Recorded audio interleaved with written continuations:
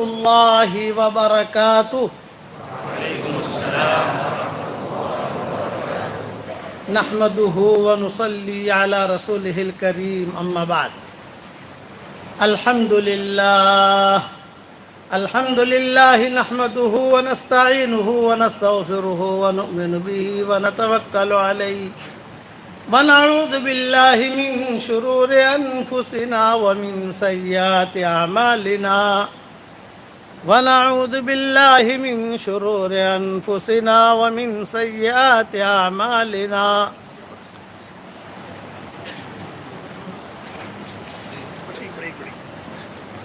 سنبھال کے رکھو.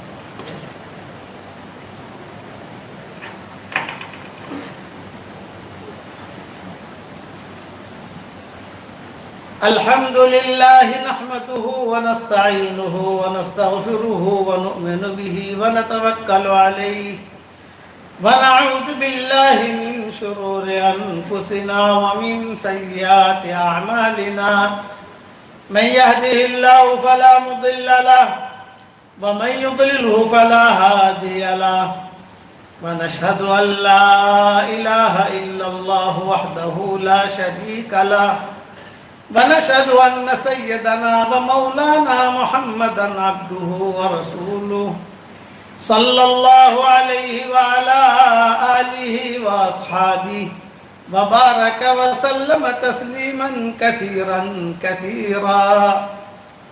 أما بعد فأعوذ بالله من الشيطان الرجيم. بسم الله الرحمن الرحيم. يا أيها الذين آمنوا توبوا إلى الله توبة نصوحا عسى ربكم أن يكفر عنكم سيئاتكم ويدخلكم جنات تجري من تحتها الأنهار يوم لا يخزي الله النبي والذين آمنوا معه نورهم يسعى بين أيديهم وبأيمانهم يقولون ربنا أتمم لنا نورنا واغفر لنا إنك على كل شيء قدير. صدق الله العظيم. وقال رسول الله صلى الله عليه وسلم من خاف أدلج ومن أدلج بلغ المنزل ألا إن سلعة الله غالية ألا إن سلعة الله الجنة أو كما قال عليه الصلاة والسلام. الحديث رواه الترمذي وقال حديث حسن صحيح. قابل احترام بھائیوں، دوستوں اور بزرگوں، حضور اکرم صلی اللہ علیہ وسلم پوری انسانیت کے لیے رحمت بنا کر بھیجے گئے ہیں،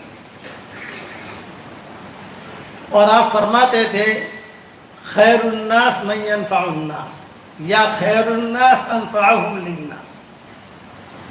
صرف مسلمانوں کا تذکرہ نہیں کیا اس میں کہ بہترین آدمی وہ ہے جو مسلمانوں کو فائدہ پہنچائے، ناس کا جملہ لائے کہ بہترین آدمی وہ ہے جو لوگوں کو فائدہ پہنچائے. صرف آپ نے کہا نہیں بلکہ آپ نے اس کو کر کے بتایا بھی. حالت ہے اتار چڑھاؤ اتار چڑھاؤ اتار چڑھاؤ. حضور صلی اللہ علیہ وسلم بہت نامناسب حالت ہے، خاص طور سے مکی زندگی میں، اور پھر مدنی زندگی میں بھی حالت ہے. لیکن آپ صلی اللہ علیہ وسلم نے سب کے ساتھ اخلاق برتے، سب کے ساتھ. نقصان پہنچانے والا ہے 100% پتہ ہے کہ نقصان پہنچا رہا ہے، لیکن آپ صلی اللہ علیہ وسلم اپنے اسی لیے قرآن شریف میں حضور صلی اللہ علیہ وسلم کی جو خاص صفت بیان کی ہے وہ آپ کے اخلاق کی بیان کی ہے. وَإِنَّكَ لَعَلَىٰ خُلُقٍ عَظِيمٍ. نبی جی آپ بہت اونچے اخلاق پر ہیں. حالانکہ آپ نماز بھی پڑھتے تھے لیکن آپ کی نماز کی تعریف نہیں ملے گی. آپ سجدہ بھی کرتے تھے لیکن آپ کی سجدے کی تعریف نہیں ملے گی. حج بھی کرتے تھے، اگر لوگوں کے ساتھ خیر خواہی کا معاملہ بھی کرتے تھے، پیسہ بھی دیتے تھے، وہ چیزیں ہیں. لیکن جو قرآن نے نمایاں کیا ہے حضور صلی اللہ علیہ وسلم کی صفت کو، آپ اونچے اخلاق پر ہیں. حالات آتے تو اللہ تعالیٰ کہتا ہے کہ فصبر علی ما یقولون واہجرہم ہجرا جمیلا. مکی زندگی میں تو بہت نامناسب حال آتا ہے، لیکن اچانک کا خیر. ایک جملہ یاد رکھنا، ایک دعا حضور صلی اللہ علیہ وسلم سکھاتے تھے کہ اللہ تعالیٰ سے صبح شام مانگا کرو. میں نے میری کتاب مومن کا ہتھیار میں یہ دعا صبح شام کی دعاؤں میں لکھی ہے کہ اللہم انی اسألک من فجاعت الخیر وَأَعُوذُ بِكَ مِن فُجَاعَةِ الشَّرِّ. اے اللہ تو مجھے اچانک کا خیر دے اور اچانک کے شر سے میری حفاظت فرما. حضور صلی اللہ علیہ وسلم صبح شام اہتمام سے اسے مانگتے تھے. اسی لیے مومن کا ہتھیار تو ہوگی آپ لوگوں کے پاس یہاں پر احمد آباد میں ماشاءاللہ. اس میں صبح شام کی دعاؤں میں دعا میں نے داخل کی ہے کہ اچانک کا خیر. چنانچہ مانگتے جاتے تھے اور اللہ اچانک کی خیر دیتا تھا، پر اچانک کے شر سے اللہ حفاظت کرتا تھا. ہجرت کا وقت آیا تو صدیق اکبر اور حضور صلی اللہ علیہ وسلم دونوں پریشان تھے، کیا کریں، بہت الجھنیں تھی. تو صدیق اکبر آئے حضور صلی اللہ علیہ وسلم کے پاس اور آ کر کہا کہ حضرت اب مجھ سے تو برداشت ہوتا نہیں، میں تو ہجرت کر کے جا رہا ہوں. جب آدمی کا برداشت نہیں ہوتا تو آدمی کہتا ہے کہ میں تو جا رہا ہوں. آپ نے فرمایا کہاں جاؤ گے؟ کہ جہاں سارے صحابہ گئے وہاں جاؤں گا، حبشہ. چنانچہ روایت میں یہ ہے کہ صدیق اکبر کو حضور صلی اللہ علیہ وسلم نے اجازت دی، جاؤ. میں اچانک کا خیر سمجھا رہا ہوں. آدمی اچانک کا خیر مانگے تو اللہ اس کو اچانک کا خیر دیتا ہے. بیوی ڈھونڈ رہا تھا، اچانک اچھی بیوی مل گئی. ہے نا، دیکھو جوان لوگ ہنستے ہیں، بیوی کا نام سنتے ہی جو ہے آدمی جو ہے بوڑھا بھی جوان ہو جاتا ہے. کوئی زمین کا ٹکڑا دیکھ رہا تھا، اللہ تعالیٰ نے اچانک اچھا دے دیا، یہ ہوتا ہے. تو صدیق اکبر کو تو حضور نے اجازت دی تھی، اچھا بھائی جاؤ. تو صدیق اکبر بھی جو اپنے گھر والوں کو لے کر یا جو بھی ہے وہ لے کر روانہ ہو گئے اور حضور صلی اللہ علیہ وسلم اکیلے مکہ مکرمہ میں. آپ بھی کہتے تھے میں کہاں جاؤں، اور اوپر تو چلا گیا، باقی صحابی جو وہ بھی ادھر ادھر ہو گئے سب. تو صدیق اکبر کہتے تھے کہ حضور نے جو ہمیں دعائیں سکھائی تھی وہ دعاؤں کے فائدے ہم نے دیکھے. کبھی بھی دعا مانگنے سے اکتاؤ مت، مانگتے رہو. کہ دعا میں اللہ تعالیٰ نے دعا اس میرے والد صاحب رحمۃ اللہ علیہ سے میں نے بارہا سنا کہ بیٹا دعا مانگنے کی اللہ توفیق اسے دیتا ہے جس سے اللہ محبت کرتا ہے.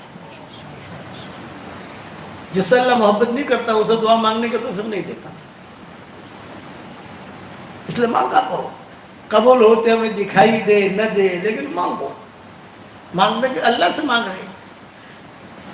اچانک کا خیر اے اللہ مجھے عطا فرما اور اچانک کے شر سے میری حفاظت فرما. مکہ مکرمہ میں حضور صلی اللہ علیہ وسلم اکیلے، اور پریشانیاں جو تھی وہ تمہارے سامنے ہیں. اور صدیق اکبر روانہ ہو گئے. تو صدیق اکبر کہتے تھے میں تو روانہ ہو گیا حبشے کی طرف، اور راستے میں ایک آدمی ملا، ابو دغنا نام تھا اس کا. اور وہ کہاں جا رہے ہو؟ حبشہ. بھی کیوں؟ یہ کہا مکہ میں رہنا، کیا کریں مکہ میں رہ کر، میں تو حبشہ جا رہا ہوں. سارے ساتھی گئے، نہیں نہیں نہیں نہیں تم چلو میرے ساتھ مکہ. یہ اسباب بناتا ہے اللہ. انسان سوچتا ہے میں کرتا ہوں، وہ آپ نہیں کرتے، میں بھی نہیں کرتا، وہ اللہ اسباب بناتا ہے. انسان کو پتہ نہیں ہوتا کہ کہاں سے خیریں آ رہی ہیں اور کون سے شر سے اللہ بچا رہا ہے ہم کو. میری ذمہ داری پر چلو، یہ ابو دغنا نے کہا. بڑا آدمی تھا. جب واپس آئے تو مکہ والوں نے دیکھا کہ بھی ابو بکر تو آ گئے. مکہ والے خوش ہو رہے تھے کہ چلو گیا. اب حضور صلی اللہ علیہ وسلم اکیلے ہیں. بھئی یہ تو گیا چلو، لیکن یہ تو آ گئے۔ بعض کتابوں میں لکھا ہے آدھے راستے تک کا سفر کر لیا انہوں نے ابشا کا، اور یہ بدغنا انہیں وہاں سے واپس لایا۔ کبھی میری حفاظت میں آ جاؤ، تم طواف کرو یار ہو۔ مکہ والے آئے، ارے تم کیا لائے اس آدمی کو، بڑی مشکل سے تو گئے یہاں سے، اور میں نہیں بھی میری پناہ میں ہی ہے۔ اچھا اس سے بات کرو کہ جو ہے وہ حرم میں نماز نہ پڑھے، اور اگر حرم میں نماز مت پڑھنا، ٹھیک نہیں پڑھیں گے بھائی۔ قرآن میں مت پڑھنا حرم شریف میں، نہیں پڑھیں گے بھائی، اپنے گھر میں جو کرنا ہے کرنا۔ صدیق اکبر نے اپنے گھر میں مسجد بنا لی، مکان تو تھا ہی ان کا، اور مسجد بنا کر جو ہے وہی نماز پڑھتے، وہی قرآن پڑھتے صدیق اکبر۔ لیکن قرآن میں اللہ نے کشش رکھی ہے، ذاتی حسن ہے قرآن شریف میں۔ وہ پڑھتے تھے تو مکہ والے جو ہے وہ جھرمٹ آ کر سننے کے لیے آ جاتے تھے۔ مکہ والوں نے کہا ارے یہ تو گھر میں بیٹھ کر بھی پڑھتا ہے، تو بھی لوگ آتے ہیں اس کے پاس۔ ابو دغنا کو بلا کر کہا بھی تو اپنی پناہ ہٹا لو تاکہ ہم اس کو قتل کر دیں۔ ابو دغنا نے کہا ابو بکر تم یہاں مت پڑھنے بھی، میں تو جو ہے یا قرآن پڑھوں گا یا نماز پڑھوں گا، اور مجھے تمہارے پناہ کی ضرورت نہیں ہے، میں اللہ کی پناہ میں ہوں، اللہ میری حفاظت کرے گا۔ اور صدیق اکبر نے اپنا کام شروع کیا۔ اتنے نے ہجرت کی باتیں شروع کی۔ حضور صلی اللہ علیہ وسلم نے کہا نہیں اب وہی کچھ آ رہی ہے کہ ہم ہجرت کریں گے، اچانک کیا خیر سمجھا رہا ہوں۔ تو حضرت عائشہ کہتی ہے میں چھوٹی سی تھی، حضرت عائشہ چھوٹی، حضرت اسماء بڑی، حضرت فاطمہ بھی بڑی، حضرت عائشہ جو ہے حضرت فاطمہ سے بھی چھوٹی اور حضرت اسماء سے بھی چھوٹی۔ تو حضرت عائشہ کہتی ہے کہ میں چھوٹی سی تھی، کھیلتی تھی آنگن میں۔ دوپہر کے وقت میں حضور صلی اللہ علیہ وسلم اچانک تشریف لائے، جبکہ حضور کے آنے کا وقت نہیں ہوتا تھا وہ، اور آ کر حضور صلی اللہ علیہ وسلم نے ابو بکر سے کہا کہ یہ بچیاں کون ہیں؟ صدیق اکبر سے حضور نے کہا بھی یہ کون ہے؟ تو آپ نے صدیق اکبر نے کہا میری 2 بیٹیاں ہیں بھی، میں پرائیویٹ بات کرنے آیا ہوں، پر ان کو ہٹا دو یہاں سے، کسی اور کمرے میں چلی جائیں۔ تو صدیق اکبر نے کہا بچیوں وہاں چلے جاؤ۔ پھر صدیق اکبر نے کہا کہ حضرت کوئی بات نہیں تھی، میری بچیاں ہیں، بات کہی جائے گی نہیں، کچھ نہیں۔ تو حضرت عائشہ کہتی تھی میں چھوٹی سی تھی لیکن دماغ تیز تھا، اور میں نے سنا۔ یہ بعد میں قصہ سناتی تھی حضرت عائشہ، جب حضور سے نکاح ہو گیا، زندگی گزرنے لگی تو بچپن کی بات یاد آتی ہے نا۔ تو حضور صلی اللہ علیہ وسلم نے صدیق اکبر سے کہا کہ وہ اللہ تعالیٰ نے ہجرت کا ہمیں کرنے کا کہا ہے، اور 2-3 جگہ ہمیں بتائی ہے، بحرین چلے جاؤ، شام بحرین چلے جاؤ، مدینہ چلے جاؤ، حبشہ چلے جاؤ، یعنی 2-4 جگہ ایسی اختیار دیا ہے ہمیں، جہاں جانا ہے وہاں جاؤ، یہاں جاؤ، یہاں جاؤ، یہاں جاؤ، جہاں جانا ہے آپ کو جاؤ۔ تو میں نے مدینہ منورہ جانے کو پسند کیا ہے، اور پھر میں نے اللہ تعالیٰ سے پوچھا کہ اللہ تعالیٰ میرے ساتھ کس کو لوں، اکیلا سفر کروں کس کو لوں؟ تو جبریل نے آ کر کہا ابو بکر کو ساتھ لے لو۔ یہ اچانک کا خیر ملا۔ تو حضرت عائشہ کہتی ہے جب حضور نے جملہ کہا کہ وہی آئی ہے کہ ابو بکر کو ساتھ لے لو، تو میرے ابا ہچکیاں مار کر رونے لگے، ہچکیاں مار کر۔ میں چھوٹی سی تھی، میں سوچنے لگی کہ ارے ابا کیوں رو رہے ہیں، کیا مسئلہ ہے، یار کوئی بات تو ایسی ہوئی نہیں ہے۔ لیکن اب مجھے پتا چلا کہ وہ خوشی کا رونا تھا کہ اچانک کا خیر ملا ان کو۔ تو صدیق اکبر نے حضور صلی اللہ علیہ وسلم سے کہا کہ حضرت میں اونٹنیاں تیار کروں؟ آپ نے فرمایا ہاں 2 اونٹنیاں تیار کرو، لیکن کسی کو پتہ نہ چلے۔ حضرت 2 اونٹنی جو 2 ٹکٹ کے پیسے میں دوں گا، یہ کہ 2 ٹکٹ کے پیسے میں دوں گا۔ آپ نے فرمایا نہیں، یہ ہجرت ہے، میرا بھی مال لگے، یہ نہیں ہے کہ صرف آپ کا مال لگے، میری اٹھنے کا میں، تمہاری اٹھنے کا تم، اور ہر آدمی اپنی جان اور مال کو لگائے. اچانک کی خیریں یاد رکھنا. قربانی دے گا آدمی. اچھا حضور صلی اللہ علیہ وسلم اس امت پر بہت شفیق تھے. ہم نے حضور صلی اللہ علیہ وسلم کو پہچانا نہیں ہے. نام کے درجے تک ہم پہچانتے ہیں. درود شریف پڑھ لیا, حضور کا حق ادا کر لیا, ایسا نہیں ہے. نماز پڑھ لی, حضور صلی اللہ علیہ وسلم کو حق ادا کر لیا. جو قربانی تھی, جو شفقت تھی, اسی لیے حضور صلی اللہ علیہ وسلم نے دو باتیں بتائی. یہ کہا کہ تم جو ہے ہمیشہ اللہ کا فضل مانگا کرو, اللہ کی رضامندی مانگا کرو. یہ صحابہ کی خاص صفت تھی. یبتغون فضلا من اللہ ورضوانا, خاص صفت. اللہ کا فضل مل گیا, اللہ کی رضامندی مل گئی, سب کچھ مل گیا. یہ آدمی کبھی ناکام نہیں ہوگا. اب ہجرت کے سفر میں بھی, یعنی اب میں قصے کتنے سناؤں.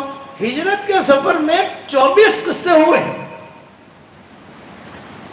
کتنے قصے بھائی؟ 24. 4 بڑے بڑے قصے ہوئے. ام معبد کا, اور موہانان 2 ڈاکوؤں کا, اور سراقہ ابن مالک کا, اور بریدہ اسلمی کا. یہ 4 بڑے بڑے قصے ہیں جو عام طور سے محدثین نے, مورخین نے لکھے ہیں. لیکن 20 اور ہیں جو دوسرے مورخین نے لکھے ہیں. تھوڑا تو یہ ہوا, یہ جنات کا قصہ ہوا, یہ سانپ کا قصہ ہوا, یہ ہوا سارا. لیکن ہر جگہ پر حضور صلی اللہ علیہ وسلم نے ایک ہی بات بتائی. کیا بتائی؟ اخلاق. اخلاق. 2 ڈاکو مل گئے راستے میں. حضور صلی اللہ علیہ وسلم نے صدیق اکبر سے کہا کہ دیکھو ہمیں جانا ہے مدینہ منورہ, کوئی آدمی طے کرو کہ جو ہمیں لے کر چلے, لیکن جو عام سڑک ہے اس سے نہیں, اندر والے راستے سے, تاکہ کسی کو پتہ نہ چلے کہ ہم کہاں جا رہے ہیں. تم جو تو صدیق اکبر نے, عبداللہ ابن ریقت آدمی تھا, بے ایمان تھا, اسے بھاؤ تاؤ کر لیا کہ تو ہمیں لے کر چل, لیکن ایسے راستے سے لے کر چلنا کہ جہاں کوئی ہمیں دیکھے نہیں. پہاڑیاں پہاڑیاں پہاڑیاں پہاڑیاں پہاڑیاں, وہاں سے لے کے چلنا ہمیں. اس نے کہا ٹھیک ہے, میری 3 شرطیں ہیں. اس نے کہا ایک شرط تو یہ ہے کہ اتنے پیسے لوں گا. دوسری شرط ہے کہ پورے سفر میں کھلانے کی ذمہ داری تمہاری. اور تیسری شرط یہ ہے کہ میں وہاں راستے میں 2 ڈاکو آتے ہیں, ان کا نام موہانان ہے, وہ 2 ڈاکو کے ساتھ سیٹنگ کرنا تمہارا کام. میں کچھ نہیں کروں گا, میری سیٹنگ ہے ان کے ساتھ, میں تو نکل جاؤں گا, لیکن وہ 2 ڈاکوؤں کے ساتھ بات کرنا, نکلنا, وہ آپ لوگوں کا کام ہے, میں کچھ کروں گا نہیں. تو حضور نے کیا فرمایا, کوئی بات نہیں ہم کر لیں گے. حالانکہ حضور صلی اللہ علیہ وسلم ان کو جانتے بھی نہیں تھے. صدیق اکبر نے کہا کہ حضرت آپ نے منظور کر لیا, لیکن وہ جو 2 ڈاکوؤں کے پاس ہم پہنچیں گے تو وہاں تو مکہ والا کوئی نہیں ہوگا, مدینہ والا بھی کوئی نہیں ہوگا, آپ اور میں, ہم دونوں ہی ہوں گے. کون یہ مسئلہ حل کرے گا؟ آپ نے فرمایا گھبراؤ مت. جس اللہ نے ہمیں مکہ میں ہماری حفاظت کی, جس اللہ نے غار میں ہماری حفاظت کی, جس اللہ تعالیٰ نے اتنے کام کرتے کرتے کرتے طائف میں ہماری حفاظت کی, وہ اللہ یہاں بھی حفاظت کرے گا. اخلاق. ہمیشہ آج کے سبق کا میرا موضوع ہے اخلاق. لوگوں کے ساتھ بھلائی کرو. جب آپ بھلائی کرو گے تو فَإِذَا الَّذِي بَيْنَكَ وَبَيْنَهُ عَدَاوَةٌ كَأَنَّهُ وَلِيٌّ حَمِيمٌ, وہ گھاڑا دوست بن جائے گا. لیکن شرط ہے کہ بھلائی اللہ کے لیے کرو, دل کے اندر کوئی دوسری بات نہ ہو, اللہ کے لیے کرو تو اللہ اس کا دل نرم کرے گا. پوری شریعت کا خلاصہ ہے, اس کا دل نرم کرے گا. چنانچہ 2 ڈاکو مل گئے تو 2 ڈاکوؤں سے اس نے بات کر کے, ان کی تو اس کی تو دوستی تھی عبداللہ ابن ریقت کی, وہ تو نکل گیا. حضور صلی اللہ علیہ وسلم صدیق اکبر پھنس گئے, تلوار لے کے کھڑے ہو گئے دونوں. 4 آدمی ہجرت کے سفر میں تھے. ایک حضور صلی اللہ علیہ وسلم, ایک حضرت ابوبکر, اور ایک عبداللہ ابن ریقت جو مشرک تھا, اور ایک غلام تھا صدیق اکبر کا, فہیرہ نام تھا اس کا وہ, اور ایک صہیب رومی. تو صہیب رومی جو تو پھنس گئے. جب باتیں چل رہی تھی تو صہیب رومی نے حضور صلی اللہ علیہ وسلم سے آ کر کہا کہ حضرت میں سن رہا ہوں آپ لوگ مدینہ منورہ جا رہے ہو، تو میں بھی آپ کے ساتھ چلوں؟ آپ نے کہا بھائی آہستہ بول، ہجرت تو کرنی ہے لیکن ہمارے ساتھ مت چلتی، تو نکل اور فلاں جگہ آ کر تو ہماری ملاقات کر لینا۔ نکلتے ہوئے یہاں سے ہم دونوں ہی نکلیں گے تاکہ مکہ والوں کو پتہ نہ چلے، وہاں آ کر تو مل لینا آگے۔ تو صہیب رومی پکڑے گئے، مشہور قصہ ہے حدیثوں کا۔ تو یہ تو مکہ مکرمہ والوں نے مان لے لیا، یہ لے لیا، چھوڑ دیا ان کو۔ صہیب رومی روتے ہوئے اپنا ایک قصہ سناتے تھے کہ میرے ساتھ اللہ نے ایک ایسا معاملہ کیا، روم سے نکلا، خیریں یاد رکھنا، احمد آباد والوں یاد رکھنا، خیریں ڈھونڈتی ہے لوگوں کو۔ یہ روم سے نکلے تھے پانی کے جہاز میں، اور پانی کے جہاز میں یہ معمار تھے صہیب رومی۔ پانی کا جہاز ڈوبا، وہ ڈوبنے کے اندر سب لوگ ڈوبے، صہیب رومی بچ گئے۔ وہ تیرتے تیرتے تیرتے جدہ پہنچے۔ جدہ پہنچ کر لوگوں سے پوچھا بھی یہاں کوئی ہے، کوئی آدمی ہو یا کوئی جگہ ہو یا کوئی علمی مدرسہ ہو، میں وہاں چلا جاؤں؟ فرمایا کہ یہاں مکہ قریب ہے، چلے جاؤں وہاں۔ صہیب رومی کہتے ہیں میں چلا گیا وہاں گیا تو حضور صلی اللہ علیہ وسلم ملے، مسلمان ہو گیا، بیٹھا حضور صلی اللہ علیہ وسلم کے ساتھ۔ اور روم کے لوگ جو ہوتے ہیں وہ تاجر لوگ ہوتے ہیں، تجارتی ذہن ہوتا ہے، تجارت کرتے رہے، مال بھی اچھا جمع کیا، پوٹلی اچھی جمع کی صہیب رومی نے۔ مکہ مکرمہ میں ایک عورت سے دوستی ہو گئی، لیکن ناجائز دوستی نہیں، ایسے تعلق ہو گیا کہ کھانا وانا پکا کے کھلا دینا یہ وہ، تو پوٹلی اس کے پاس ہی رکھتے تھے، جو سونا چاندی جو وہ عورت کے پاس ہی رکھتے تھے۔ مکہ والوں کو پتہ نہیں تھا کہ یہ عورت یہ اس کی پرائیویٹ سیکرٹری ہے، یہ پتہ نہیں تھا مکہ والوں کو۔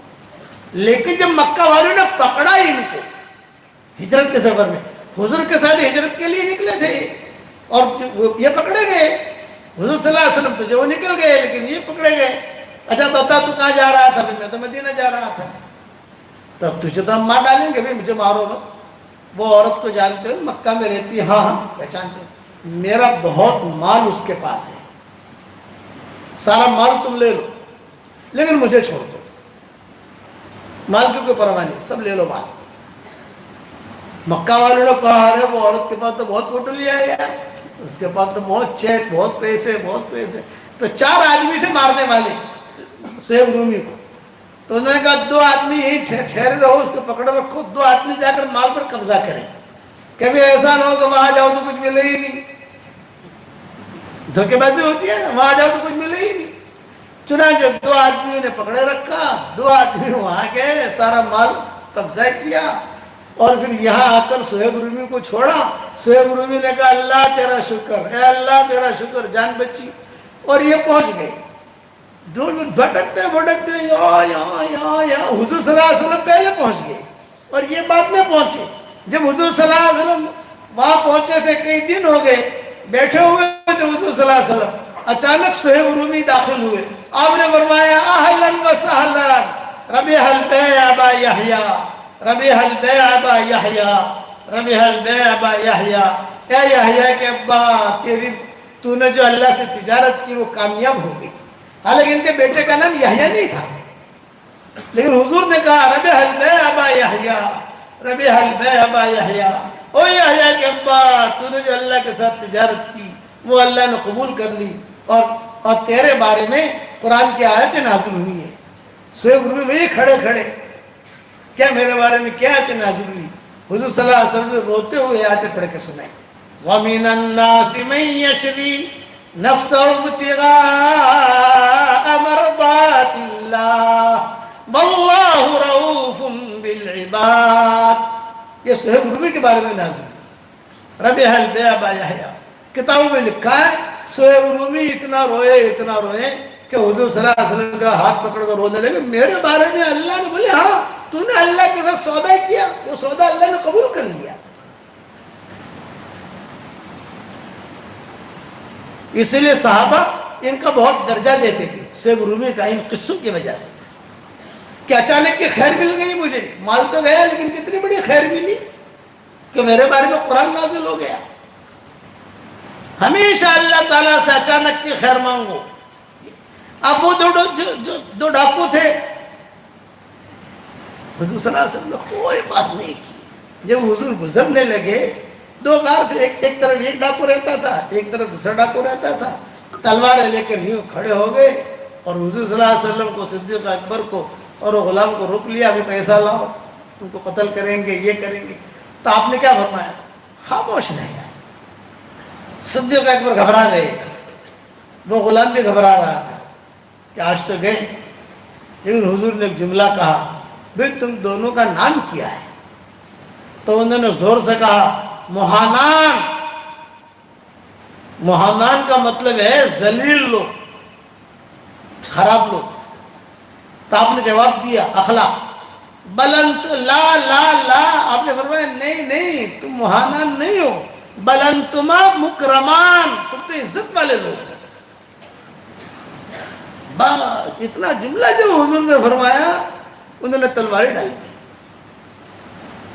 ہمیں تو کسی نے عزت والا کہا ہی نہیں، آپ اکیلے جو عزت والے کہہ رہے ہم کو۔ آپ نے فرمایا لا لا لا بلنتما مکرمان، تم تو عزت والے لوگ ہو، بہت اچھے لوگ ہو۔ ارے حضرت آئیے ہمارے غار میں آئیے، حضرت یہ پیجئے، یہ کھانا کھائیے، یہ کریے، یہ کریے۔ اور وہ جو تھا عبداللہ بن اریقط، وہ سامنے بارڈر پاس کر کے درخت کے نیچے کھڑا ہوا تھا۔ ان دو ڈاکوؤں میں سے کسی نے کہا بھائی تو بھی آ جا، تو بھی آ جا۔ لیکن نا تم وہی ٹھیک ہے، میں نہیں آتا۔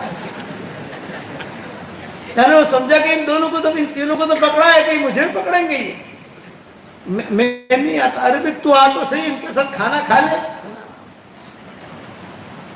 پھر ایک ڈاکو جا کر اسے پکڑ کے لایا، پھر کوئی ماریں گے نہیں، یہ تو بڑے اچھے لوگ ہیں، بھلے لوگ ہیں، تو آ۔ اور وہاں جا کے دیکھا تو حضور صلی اللہ علیہ وسلم کو ٹھاڑ کے ساتھ بٹھائے ہوئے اور کھجوریں دے رہے ہیں، پانی دے رہے ہیں اور جو دودھ دے رہے ہیں۔ ان کی بکریاں تھی، یہ مہانان کی جو ہے بکریاں تھی، بکریوں کا دودھ پلا کے پلا رہے ہیں۔ تعجب میں پڑ گیا یہ عبداللہ ابن اریقط اور یہ دو مہانان بھی، مکرمان نام رکھا حضور نے۔ پھر حضور صلی اللہ علیہ وسلم نے دعوت پیش کی۔ یاد رکھنا، حکمت سے کبھی بھی خالی مت ہونا، کام کرو حکمت۔ حالات کا اتار چڑھاؤ ہوگا، یہ کبھی نہیں ہوگا کہ کوئی حال ہی نہیں۔ ایک آدمی آیا، اس نے کہا کہ مولوی صاحب دعا کرو کہ مجھ پر کوئی حال ہی نہ آوے، بس ٹھاڑ کے ساتھ ہی رہوں۔ میں نے کہا پھر تو تجھے جنات بننا پڑے گا، جناتوں کو بیماریاں زیادہ نہیں لگتی، آپ سمجھے، انسانوں کو لگتی ہے بیماری، ہوتے ہیں نا کینسر، اسی لیے آپ نے جناتوں کے اسپتال نہیں دیکھے ہوں گے، دیکھے کہیں کہ جناتوں کے اسپتال ہیں؟ اور انسانوں نے جتنا نبی کو ستایا اتنا جناتوں نے نہیں ستایا۔ اب قرآن حدیث میں غور کرو، جناتوں نے حضور صلی اللہ علیہ وسلم کو زیادہ ستایا ہی نہیں۔ اکا دکا جنات ملے گا جو حضور کے مقابلے پر آیا یا حضور صلی اللہ علیہ وسلم کو ستایا، لیکن نہیں۔ وادی نخلا میں مسلمان ہو گئے، طائف سے واپسی پر مسلمان ہو گئے، جناتوں نے مددیں کی، جناتوں نے نہیں ستایا حضور صلی اللہ علیہ وسلم کو، بلکہ مان کر چلنے لگے۔ انا سمعنا قرآنا عجبا، اسی لیے حضور صلی اللہ علیہ وسلم باقاعدہ ان میں جنات میں بیان کرنے کے لیے گئے۔ 6 مرتبہ حضور نے جنات میں بیان کیا ہے۔ جیسے تاریخ دیتے ہیں نا، بھائی احمد آباد کی تاریخ، بھائی سورت کی تاریخ، ڈابھیل کی تاریخ، مدرسے کی تاریخ، اور پھر ہاسوٹ کی، ہمارے سفر ہے ابھی سورت، ڈابھیل، پھر تمہارا یہ ہاسوٹ اور یہ سب جگہ ہوتے ہوئے سفر کر رہے ہیں، تو وہ تاریخ جنات بھی لینے آتے تھے حضور صلی اللہ علیہ وسلم سے۔ کتابوں میں لکھا ہے 6 مرتبہ حضور نے بیان کیا ہے۔ عبداللہ بن مسعود خود کہتے تھے ایک مرتبہ مجھے بہت بھوک لگی، عبداللہ بن مسعود کہتے تھے بہت بھوک، تو حضور صلی اللہ علیہ وسلم نے کہا صفہ والو آ جاؤ، آج دعوت ہے تمہاری۔ صفہ والے خوش ہو گئے۔ عبداللہ بن مسعود کہتے تھے میں صفہ والے میں تھا نہیں اس لیے میں گیا نہیں، لیکن بھوکا تو تھا۔ حضور صلی اللہ علیہ وسلم جب واپس آئے، مجھے دیکھا، ارے عبداللہ تم کھانے کے لیے نہیں آئے؟ تو عبداللہ بن مسعود نے کہا غلط آپ نے کہا تھا صفا والوں آؤ، تو میں صفا والوں میں تو ہوں نہیں، تو میں نہیں آیا۔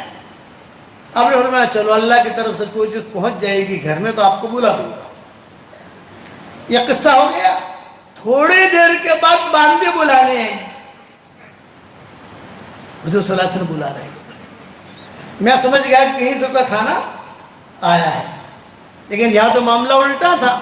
حضور صلی اللہ علیہ وسلم کپڑے پہن کر خوشبو لگا کر کسی جگہ سفر کے لیے جیسے جانا ہو باہر آ کر تیار کھڑے ہیں، تو وہاں میں گیا، میں نے کہا یہاں تو کھانا وانا تو کچھ نہیں، حضور تو کہیں جا رہے ہیں۔ تو حضور صلی اللہ علیہ وسلم نے فرمایا کہ چلو میرے ساتھ۔ اب کھانے کا معاملہ تو رہا، کھانے والے جو معاملہ تھا وہ تو ہوا نہیں۔ حضور نے میرا ہاتھ پکڑا اور ہاتھ پکڑ کے چلے۔ اب میں حضور صلی اللہ علیہ وسلم کو پوچھ نہیں رہا ہوں کہ بھی کہاں لے جا رہے ہیں، رات کا وقت ہے۔ تو چلتے چلتے حضور صلی اللہ علیہ وسلم نے خود نے فرمایا عبداللہ آج ہم جا رہے ہیں جناتوں کے اجتماع میں، آج رات کو ہمارا بیان ہے جناتوں میں۔ عبداللہ بن مسعود کہتے ہیں میری بھوک گئی، وہ جو بھوک تھے نا وہ دب گئی جناتوں میں۔ ہاں، اور میرا ہاتھ مضبوطی سے پکڑے ہوئے، اور حضور صلی اللہ علیہ وسلم کہہ رہے ہیں کہ آج ہماری تاریخ ہے، آج ہمیں بیان کرنا ہے وہاں، اس لیے تمہیں لے جا رہا۔ میں نے کہا کہ بھی کس کو لوں، تو تم مجھے یاد تھے، ابھی ملاقات ہوئی تھی۔ تو عبداللہ بن مسعود کہتے تھے میں تو یہ سوچ رہا تھا کہ شاید کھانے کا کچھ معاملہ ہوگا، یہاں تو معاملہ یہ کچھ اور ہے۔ اور پھر چلتے چلتے حضور صلی اللہ علیہ وسلم نے یہ بھی فرمایا عبداللہ وہاں تمہیں الگ الگ قسم کی شکلیں ملیں گی، کسی کے دانت لمبے ہوں گے، کسی کی آنکھیں سرخ ہوں گی، اور کسی کے پنجے ہوں گے۔ تو تم جو ہے گھبرائیے مت، میں ایک دائرہ بنا کر تمہیں دوں گا، اس دائرے میں تم بیٹھ جانا، اس دائرے سے نکلنا مت، اگر نکلے تو اچک لیں گے تمہیں۔ ارے اب یہ بات کہی تو بھوک اور گئی، ارے ابھی کھانا روٹی نہیں کھانی، لیکن حضور میں دائرہ بنا کے دوں گا، وہ دائرے سے نکلنا مت، شکلیں نظر آئیں گی، میں جو اللہ رسول کی بات کروں وہ تم سنتے رہنا۔ تو عبداللہ بن مسعود نے کہا کہ حضرت آپ جہاں مجھے بٹھائیں گے میں تو آپ کا پاؤں پکڑ کے بیٹھ جاؤں گا، جہاں آپ وہاں میں کسی جگہ بٹھائیں گے میں تو آپ کا پاؤں پکڑ لوں گا۔ چنانچہ عبداللہ بن مسعود کہتے تھے میں آنکھیں بند کر کے سارا بیان سنا حضور صلی اللہ علیہ وسلم کا، سارا بیان۔ حضور نے پھر جناتوں نے انسانوں کی شکایتیں بھی کی، یہ انسان ایسا کرتے ہیں ایسا کرتے ہیں۔ پھر حضور نے واپس آ کر صحابہ کو کہا بھی بھی تمہارے بھائی ہیں، ان کو کیوں پریشان کرتے ہو؟ تو جناتوں نے نبی حضور صلی اللہ علیہ وسلم کو پریشانی نہیں کیا۔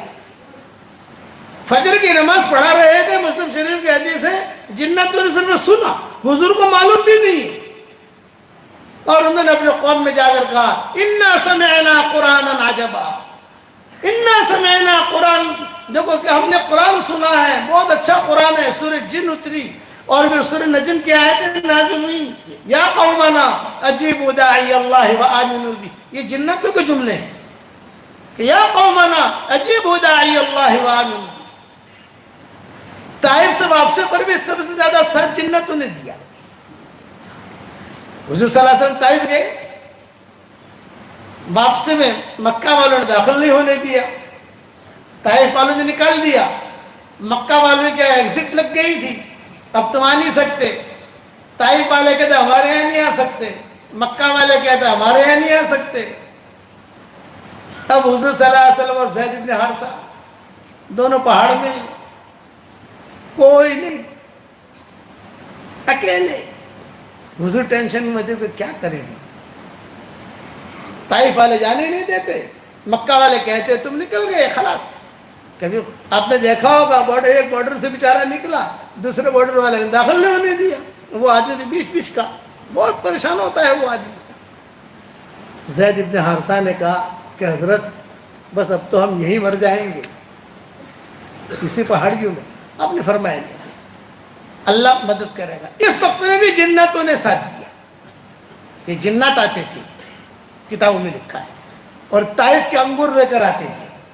طائف قریب تھا، طائف، وہاں کے انگور، وہاں کی چیزیں، اسی لیے تمیم داڑھی کو بھی جو اسلام ملا ہے جنتوں کی وجہ سے ملا ہے.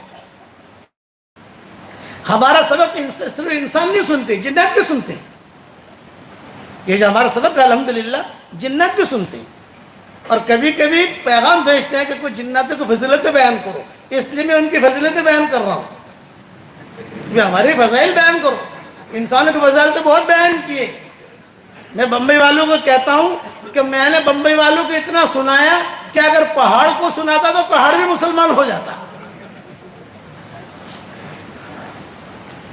کہ بہت خیر کا کام کیا. تمیم داری ان کے اسلام کیسے لائے؟ جنات. حضرت عمر کو سب سے پہلے دعوت دینے والا کون؟ جنات. باتیں سارے قصے ہوئے. سورہ واقعہ، سورہ الحاقہ کا قصہ، سورہ طٰہٰ کا قصہ، پھر ان کے بہنی اور بہن کا قصہ. یہ نہیں، یہ تو سب سے پہلے جو ہے وہ آواز سنیے حضرت عمر رضی اللہ تعالیٰ عنہ نے کہ میرے دل کے اندر اسلام آ گیا. بس قبیلے بنی سلیم کو دعوت دینے والے کون؟ جنات.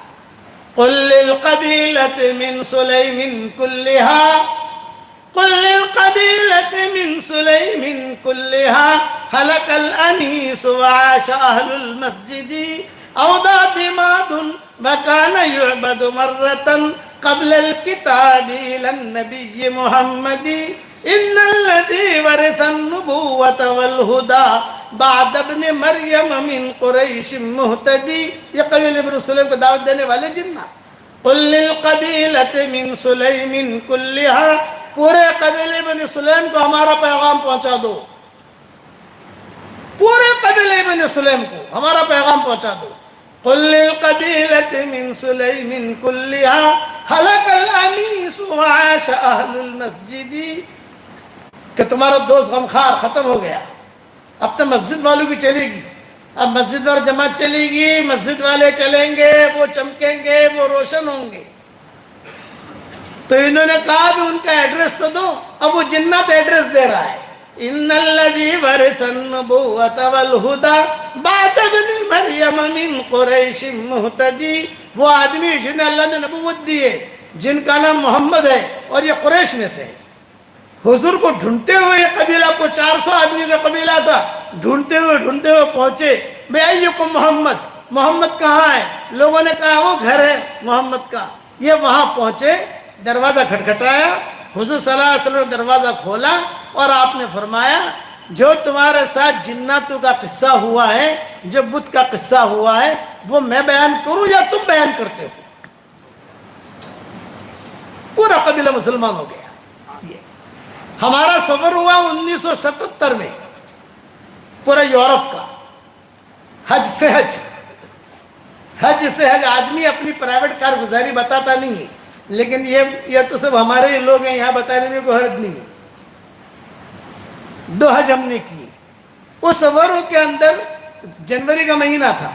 جنوری کے مہینے مدینہ منورہ سے نکلے، خیبر پہنچے، خیبر سے تبوک آئے، تبوک سے جارڈن آئے، جارڈن سے ٹرکی آئے، اور ٹرکی سے بیلیگراڈ.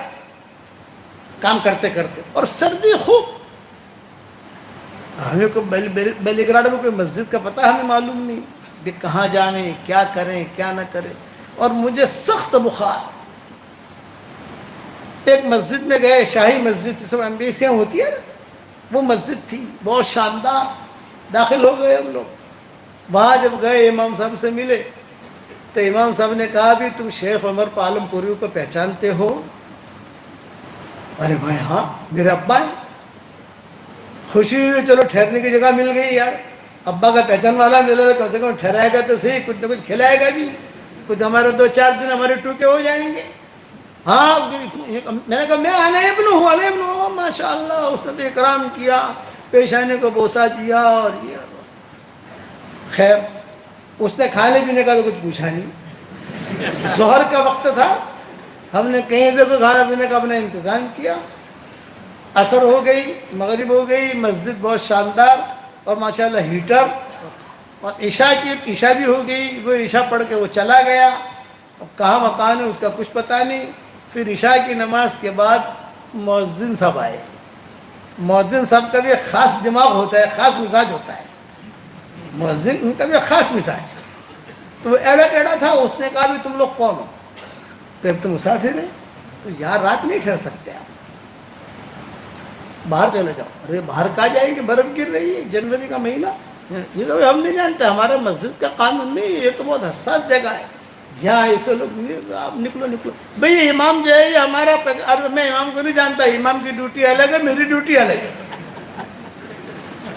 بھئی امام کو ڈیوٹی نماز پڑھانے کی ہے، میری ڈیوٹی تم کو نکالنے کی ہے.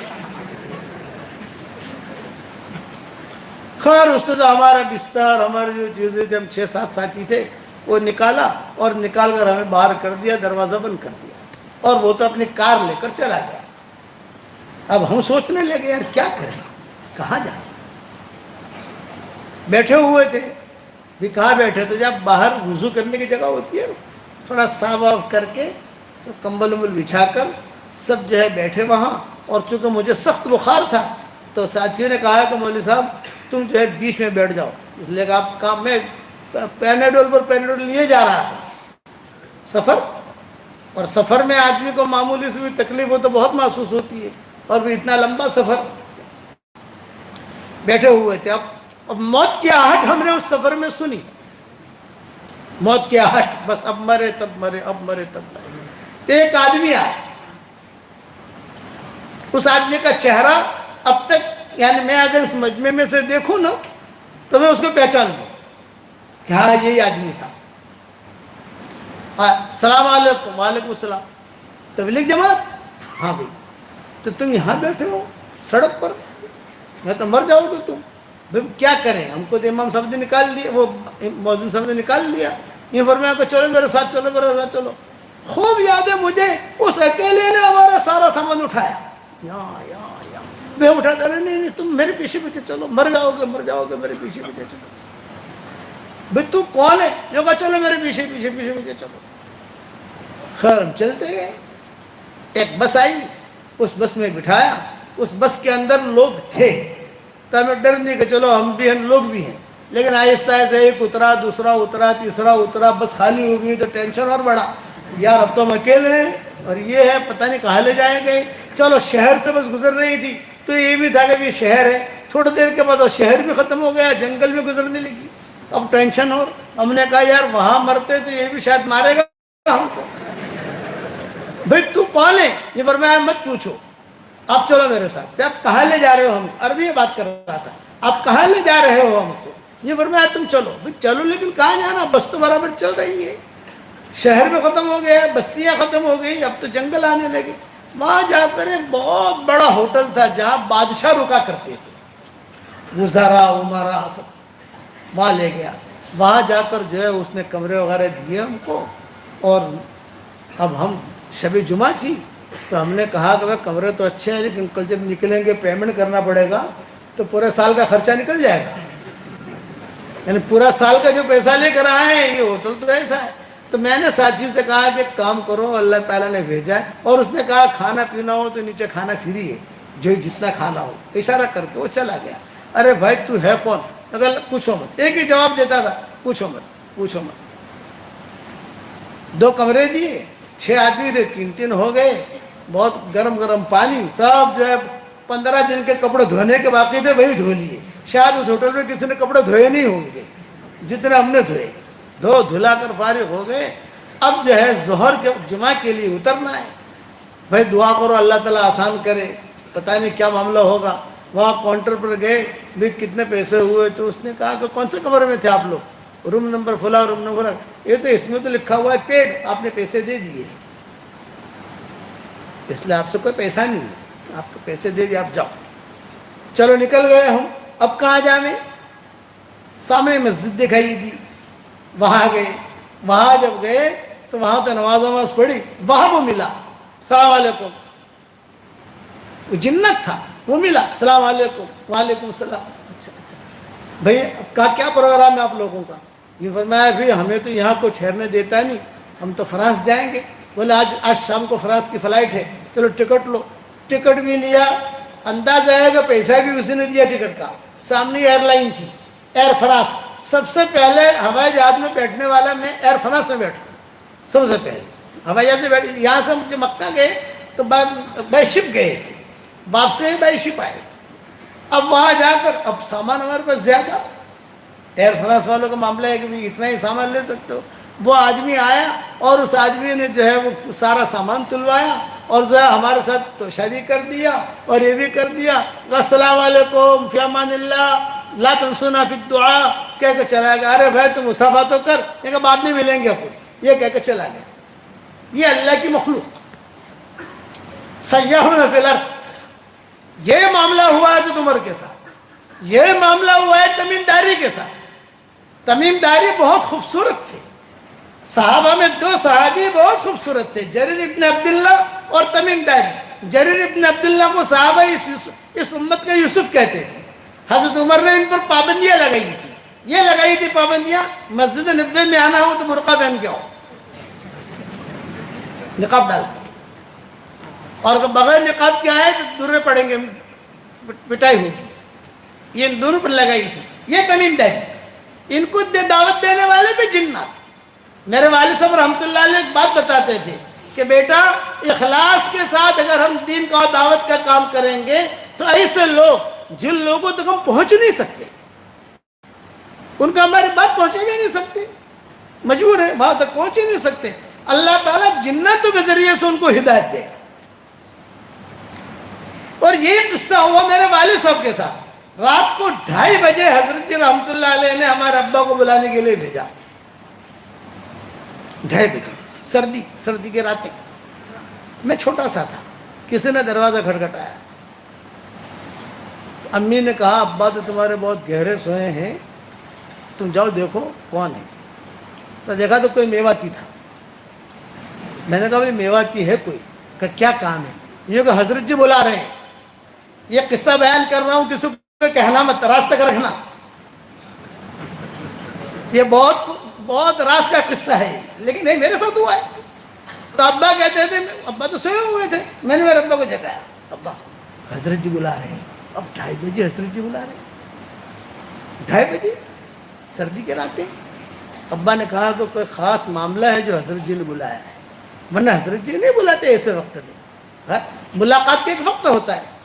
چنانچہ ابا نے کپڑے پہنے, تھیلی, ان کی تھیلی ساتھ رہتی تھی, تھیلی لی اور پھر جب میں لے کے چلا تو پھر وہ میواتی جو آئے تھے بلانے کے لیے حضرت جی نے بھیجا تھا, یہ فرمایا کہ مولوی صاحب میں لے کے جاؤں گا. ابا نے کہا نہیں میں میرے بیٹے یونس کے ساتھ جاؤں گا, تم بھی چلو ہمارے ساتھ, یونس بھی رہے گا ساتھ.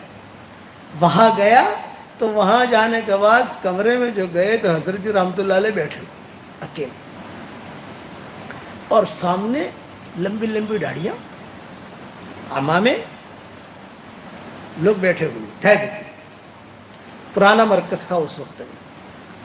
تو ابا تو سلام کر کے بیٹھ گئے, ساتھ میں بھی بچہ تھا, تو یہ چیزیں ہمیں کہاں پتہ چلے کہ کیا چیز ہے. میں بھی چلا گیا. حضرت پہچانتے تھے مولانا کا بیٹا ہے یہ. تو حضرت جی نے پان کھاتے ہوئے کہا بھائی مولوی عمر, یہ جنات آئے ہیں اور یہ افغانستان سے آئے ہیں اور یہ کہتے ہیں کہ ہمیں کچھ دعوت کی بات سمجھا دو, کچھ بتا دو. تب مجھے تو کچھ آتا نہیں. حضرت جی کہتے میں تو کیا بیان کروں, دعوت کی زبان تو تم ہو, جو تھوڑی سی بیان کر دیں. تمہارے ابا جو حضرت جی جیسے ایسے بیٹھے تھے, سارے جنات سامنے بیٹھے ہیں, اور وہ جنات کا نام لیا تو ہمارا بھی پیشاب نکل گیا. ارے میں نے کہا یار یہ ابا کہاں لے آئے, ابا کہاں لے آئے. آدمی فطری چیز ہے نا. ابا نے جو ہے قرآن کی آیتیں پڑھی, اور قرآن کی آیتیں پڑھ کر ان کے سامنے جو بات کرنی تھی وہ بات کی. بات ہو گئی, تشکیل ہو گئی ان کی کہ وہ اللہ کے راستے کی نقل و حرکت کرنی ہے, یہ کرنا ہے, وہ کرنا ہے. لوگوں کو پہلی بات بتانی ہے, بس خلاصہ کلام ہے. لوگوں کو پہلے بات بتاؤ, لوگوں کے ساتھ اچھا سلوک کرو. پھر ہو گیا حضرت دعا کرے. حضرت دعا کرانے کے بعد حضرت رحمۃ اللہ علیہ نے ان کو پوچھا کہ بھئی آپ کی ہم کیا خدمت کریں, کیا پسند کرتے ہو آپ. تو انہوں نے کہا ہمیں کیلے کھلائیے. اور رات کو کیلے کہاں سے کھلائیں بھائی. تو حضرت نے کہا ہاں آج کیرالہ سے کیلے آئے ہیں. کیرالہ کے کیلے ہوتے ہیں چھوٹے چھوٹے, کہ وہ کیرالہ سے حاجی عبدالستار نے کیلے بھیجے, حاجی عبدالستار سیٹھ انہوں نے کیلے بھیجے. ہاں وہ اس وقت میں کھڑکے ہوتے تھے مشورے کے کمرے میں ہی, وہ کھٹ کھٹ کی حضرت جی نے اندر سے آپاؤں نے پوچھا کیا بھیجیں؟ یہ کہا آج کیلے آئے ہیں، وہ کرتن کے کرتن وہ بھیجو۔ چنانچہ انہوں نے اندر کر دیا، وہ کھولے تو سب جناتوں نے کیلے کھائے، لیکن چھلکے کے ساتھ، چھلکے اتار کر نہیں، چھلکو۔ جب رات جانے تو میرے ابا نے، والد صاحب نے کہا کہ حضرت آپ جو ہے ان سے اتنا کہہ دیں کہ بھئی صرف ہمارا کام یہ ہے لوگوں کو بھلی باتیں بتانا، بری باتوں سے روکنا، لیکن اخلاق یہ بہت اونچے ہیں۔ تو حضرت نے فرمایا 3 نصیحتیں ہماری یاد رکھنا۔ ایک تو ہے کہ کسی سے لڑنا بڑھنا نہیں ہے، ہماری شریعت میں یہ نہیں ہے۔ دوسرا، اخلاق کے ساتھ لوگوں کو اللہ کی طرف بلاؤ، حکمت کے ساتھ، ادعو الی سبیل ربک بالحکمت والموعظۃ الحسنہ، یہ آیت پڑھی حضرت نے۔ اور چوتھا کہ کہیں پر بھی کوئی تمہیں ملے جس کا تم نفع پہنچا سکتے ہو، کسی اعتبار سے نفع پہنچاؤ، نقصان مت پہنچاؤ۔ بیعت کے میرے ہاتھ پر بیعت، یہ قصہ ہوا، یہ چونکہ میرے سامنے قصہ ہوا ہے۔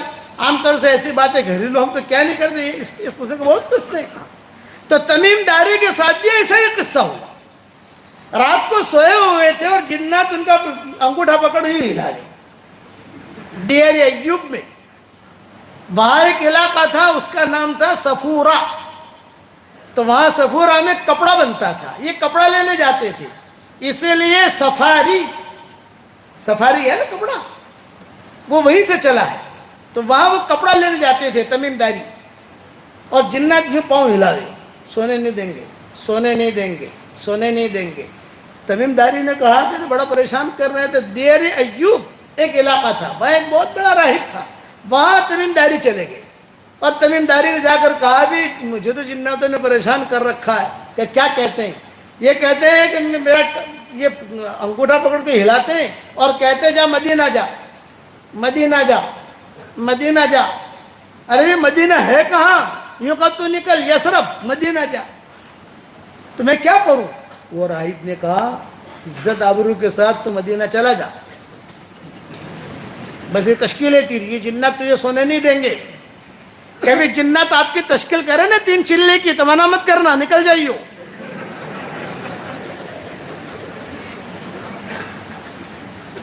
چنانچہ تمیم داری کہتے ہیں کہ میں نے مدینہ کا ارادہ کر لیا۔ جب میں نے مدینہ کا ارادہ کیا تو میرے دل میں آیا کہ وہاں حضور صلی اللہ علیہ وسلم ہے، تو مجھے ہدیہ لے جاؤں۔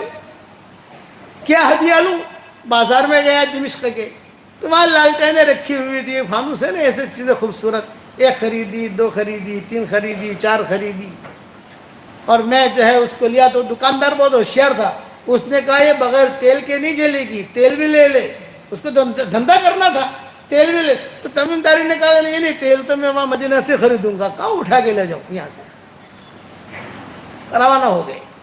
اب روانہ ہوئے تو کہاں دمشق اور کہاں مدینہ منورہ، بہت لمبا سفر، اور اونٹنی پر اکیلے، خوبصورت آدمی، نوجوان آدمی، کوئی نہیں، اکیلے۔ تمیم داری کہتے ہیں کہ میں روانہ تو ہو گیا، لیکن جنات کہا تھا کہ جب تک تو مدینہ پہنچے گا نہیں ہم تجھے چھوڑیں گے نہیں، تو مدینہ جا۔ جناتوں کی دعوت پر یہ مسلمان ہوئے تمیم داری۔ اب میں راستے میں بھوک بھی لگتی ہے، تو جنات نصرت والی جماعت بن کر آتے تھے۔ نصرت والی جماعت ہوتی ہے نا، کیلے بھی لاویں، کھجور بھی لاویں، بھئی ہمارا آدمی، یہاں تک مدینہ منورہ پہنچا۔ اب مدینہ منورہ پہنچا، تھکا ہارا، ناخن بھی لمبے ہو گئے، بال بھی لمبے ہو گئے، بہت ہی کمزوری۔ وہاں پہنچا، مدینہ والوں نے دیکھا کوئی اجنبی آدمی آیا ہے، تو مدینہ والوں نے کوئی دھیان تو دیا نہیں، لیکن جب میں بیٹھا رہا دیکھتا رہا، اور مدینہ کی مسجد نبوی جو ہے بھی کچی تھی، میں دیکھتا رہا۔ لوگوں سے میں نے پوچھا ایوکم محمد، تمہارے میں محمد نامی آدمی کون ہے؟ خاموش رہے، یہ دروازے سے آئیں گے، مغرب کا وقت ہوگا، ابھی دروازے سے آئیں گے۔ میں بیٹھا رہا، حضور صلی اللہ علیہ وسلم نکلے۔ جب حضور صلی اللہ علیہ وسلم نکلے، میں نے آپ کا چہرہ دیکھا، آپ کا چہرہ دیکھتی ہی اسلام میرے دل میں داخل ہو گیا۔ چہرہ دیکھا، اور میرے دل میں آیا کہ یہ جھوٹے کا چہرہ نہیں ہے، سچے کا چہرہ ہے۔ اب حضور صلی اللہ علیہ وسلم نے مغرب کی نماز پڑھی۔ مغرب کی نماز پڑھانے کے بعد میں چلا گیا۔ حضرت میں اس طریقے سے آیا ہوں، جناتوں نے مجھے دعوت دی اور میں یہاں آیا ہوں تو آپ نے فرمایا ہنی اللہ مبارک، کلمہ پڑھ لیا، مسلمان ہو گیا۔ اب وہ ہدیہ لے گیا تھا فانوس وغیرہ، میرے دل میں یہ آیا کہ چلو میں تھکا ہوا ہوں، کل تھوڑا ٹھیک ٹھاک کر کے دوں گا۔ تو میں نے عشاء کی نماز پڑھی اندھیرے میں، فجر کی نماز پڑھی ان کے ساتھ جیسے وہ پڑھتے تھے پڑھی، میں تو نو مسلم تھا اندھیرے میں۔ تو میرے دل میں یہ بات آئی کہ یہ فانوس وغیرہ حضور کو ہدیہ دوں، اس سے اچھا مسجد کو ہدیہ دے دوں۔ عصر کی نماز کے بعد میں چلا گیا باہر اور میں نے تیل خریدا، اس نے تیل ڈالا اور بغیر کسی سے پوچھا نہیں، کسی سے مشورہ نہیں کیا، کسی کو کچھ نہیں، اور ایک فانوس یہاں لگا دیا، ایک یہاں لگا دیا، ایک صحابہ دیکھ رہے تھے، کسی نے مجھے منع بھی نہیں کیا۔ اور حضور صلی اللہ علیہ وسلم جو ہے مغرب کی نماز پڑھانے کے لیے نکلے تو حضور صلی اللہ علیہ وسلم نے دیکھا کہ اوہو ہماری مسجد میں چراغ، ہماری مسجد میں ایسا تو کبھی ہوا نہیں، پہلی مرتبہ، بھئی یہ کس نے کیا سب؟ تو ایک صحابی نے کان میں کہا کہ وہ کل جنات والا آیا تھا نا، اس نے کیا۔ میں دور بیٹھا ہوا تو تمیم داری کہتے ہیں، میں تو دور تھا لیکن میں سمجھ گیا کہ میرے بارے میں۔ اب مجھے گھبراہٹ یہ ہوئی کہ میں نے مشورہ بھی نہیں۔ مولانا یوسف صاحب رحمۃ اللہ علیہ جب ایک قصہ سناتے تھے تو مولانا کہتے تھے کہ کبھی کبھی ساتھی مخلص ہوتا ہے اور بغیر مشورے کے تو کام کر لیتا ہے تو بھی اللہ اسے قبول کر لیتا ہے۔ یہ مولانا یوسف رحمۃ اللہ علیہ پوائنٹ نکالتے تھے اس قصے میں۔ مخلص ہے، کسی سے پوچھا نہیں لیکن کر لیا، اللہ نے اس کو پکڑ لیا۔ اب مغرب کی نماز ہو گئی، مغرب کی نماز ہونے کے بعد آپ نے وہیں بیٹھے بیٹھے مصلی پر این التمیم، بہت تیری میرا نام جو آیا بھرے مجمع میں گھبرایا کہ آج تو پٹائی ہوگی یا مدینہ سے نکلنا پڑے گا۔ اور این التمیم، اللہ تعالیٰ لڑکے دے نا تو جریر بھی نام رکھنا اور تمیم بھی نام رکھنا، یہ برکتی نام ہے، سمجھ گئے آپ؟ ارے ہاں تو بولو یار، ہم تو لڑکے پیدا ہوتے ہی نہیں ہوتے۔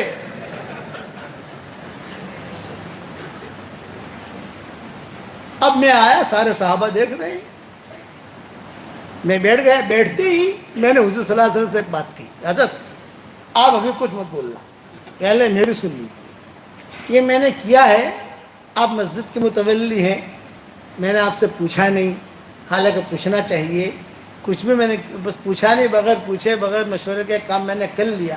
بس ایک درخواست، اگر خیر ہے تو یہ اللہ کی طرف سے ہے اور اگر شر ہے تو میری طرف سے ہے، معاف کر دینا مجھے۔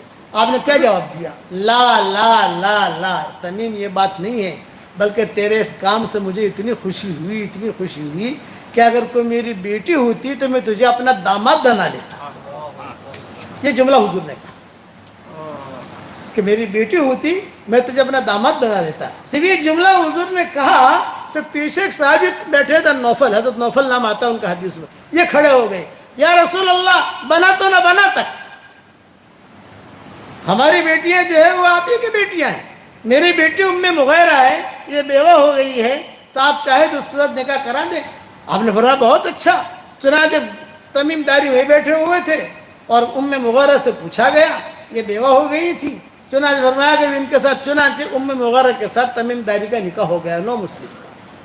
یہ حضور صلی اللہ علیہ وسلم نے نکاح پڑھایا۔ اب یہ جوڑا چلا، ایسا چلا، تاریخ کی کتابوں میں لکھا ہے، ایسا چلا کہ مدینہ منورہ کے مالدار جوڑوں میں شمار ہوتا تھا، اور حضرت عمر کے خاص لوگوں میں شب قدر جب ہوتی نا، شب قدر 27 شب نہیں، شب قدر یعنی آخر عشرہ جب شروع ہوتا تو حضرت عمر رضی اللہ تعالیٰ عنہ کہتے بھئی دیکھو بھئی وہ تمیم داری نے وہ جوڑا پہنے، ایک جوڑا تھا ان کے پاس جو صرف شب قدر میں پہنتے تھے، ایک جوڑا تھا، صرف پورا سال وہ جوڑا پیٹے میں رہتا تھا، صرف وہ شب قدر جب ہوتی تو جب آخر عشرہ شروع ہوتا تو حضرت عمر جو ہے کہتے بھی دیکھو وہ جوڑا پہن رہا ہے۔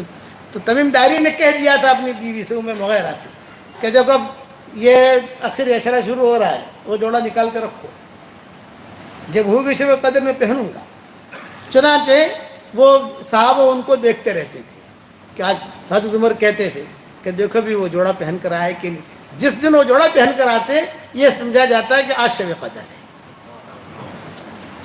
پھر بعض صحابہ پوچھتے کہ بھی آپ کو پتہ کیسے چلتا ہے؟ بولے مجھے پتہ ایسے چلتا ہے کہ سارے فرشتوں کی خوشبو الگ ہے، جبریل کی خوشبو الگ ہے. جبریل کی خوشبو سنگتا ہوں پتہ چل جاتا ہے کہ چونکہ جنات کے صدر کا معاملہ بھی ہوا تھا نا، مدینہ منورہ میں آگ لگی تو حضرت عمر نے کہا ہو جاؤ تمیم آگ بجھاؤ، اور میں کہا حضرت عمر نے کہا کہ درہ ماروں گا آگ بجھاؤ. چنانچہ وہ یوں کرتے کرتے آگ کو دھکا دیتے دیتے دیتے دیتے پہاڑ پر گئے اور پہاڑ کے اندر آگ کو داخل کیا. اب بھی وہ پہاڑ موجود ہے اور اس کا کالا نشان بھی اب تک موجود ہے. ابھی تک حکومت نے اس کو توڑا نہیں ہے، اب توڑنے کی تیاری میں ہے. بولو ابھی توڑا نہیں ہے لیکن توڑنے کی تیاری میں ہے. وہاں کوئی بلڈنگ بنانی ہے، کوئی پروجیکٹ بنانا ہے، ان کے تو یہی ہے، کوئی پروجیکٹ مل جائے تو سب توڑ دیتے ہیں یہ لوگ، تیاری میں ہے. تو وہاں اور وہ بھی اندر چلے گئے. حضرت عمر کو فکر ہوا کہ بھئی چلو آگ تو گئی، آگ لگی تھی پورے مدینہ میں، تو دھکا دیتے دیتے دیتے دیتے دیتے ایک صحابی نے حضرت عمر سے کہا بھئی جنات والا تھا، جناتی لے گئے اس کو. بھئی جنات نے دعوت دی تھی اور جناتی لے گئے. تھوڑے دیر کے بعد کچھ دن بعد یہ حضرت تمیم داری واپس آئے. حضرت عمر نے کہا کہ ہاں دیکھو اللہ تعالیٰ نے واپس بھیج دیا اس کو.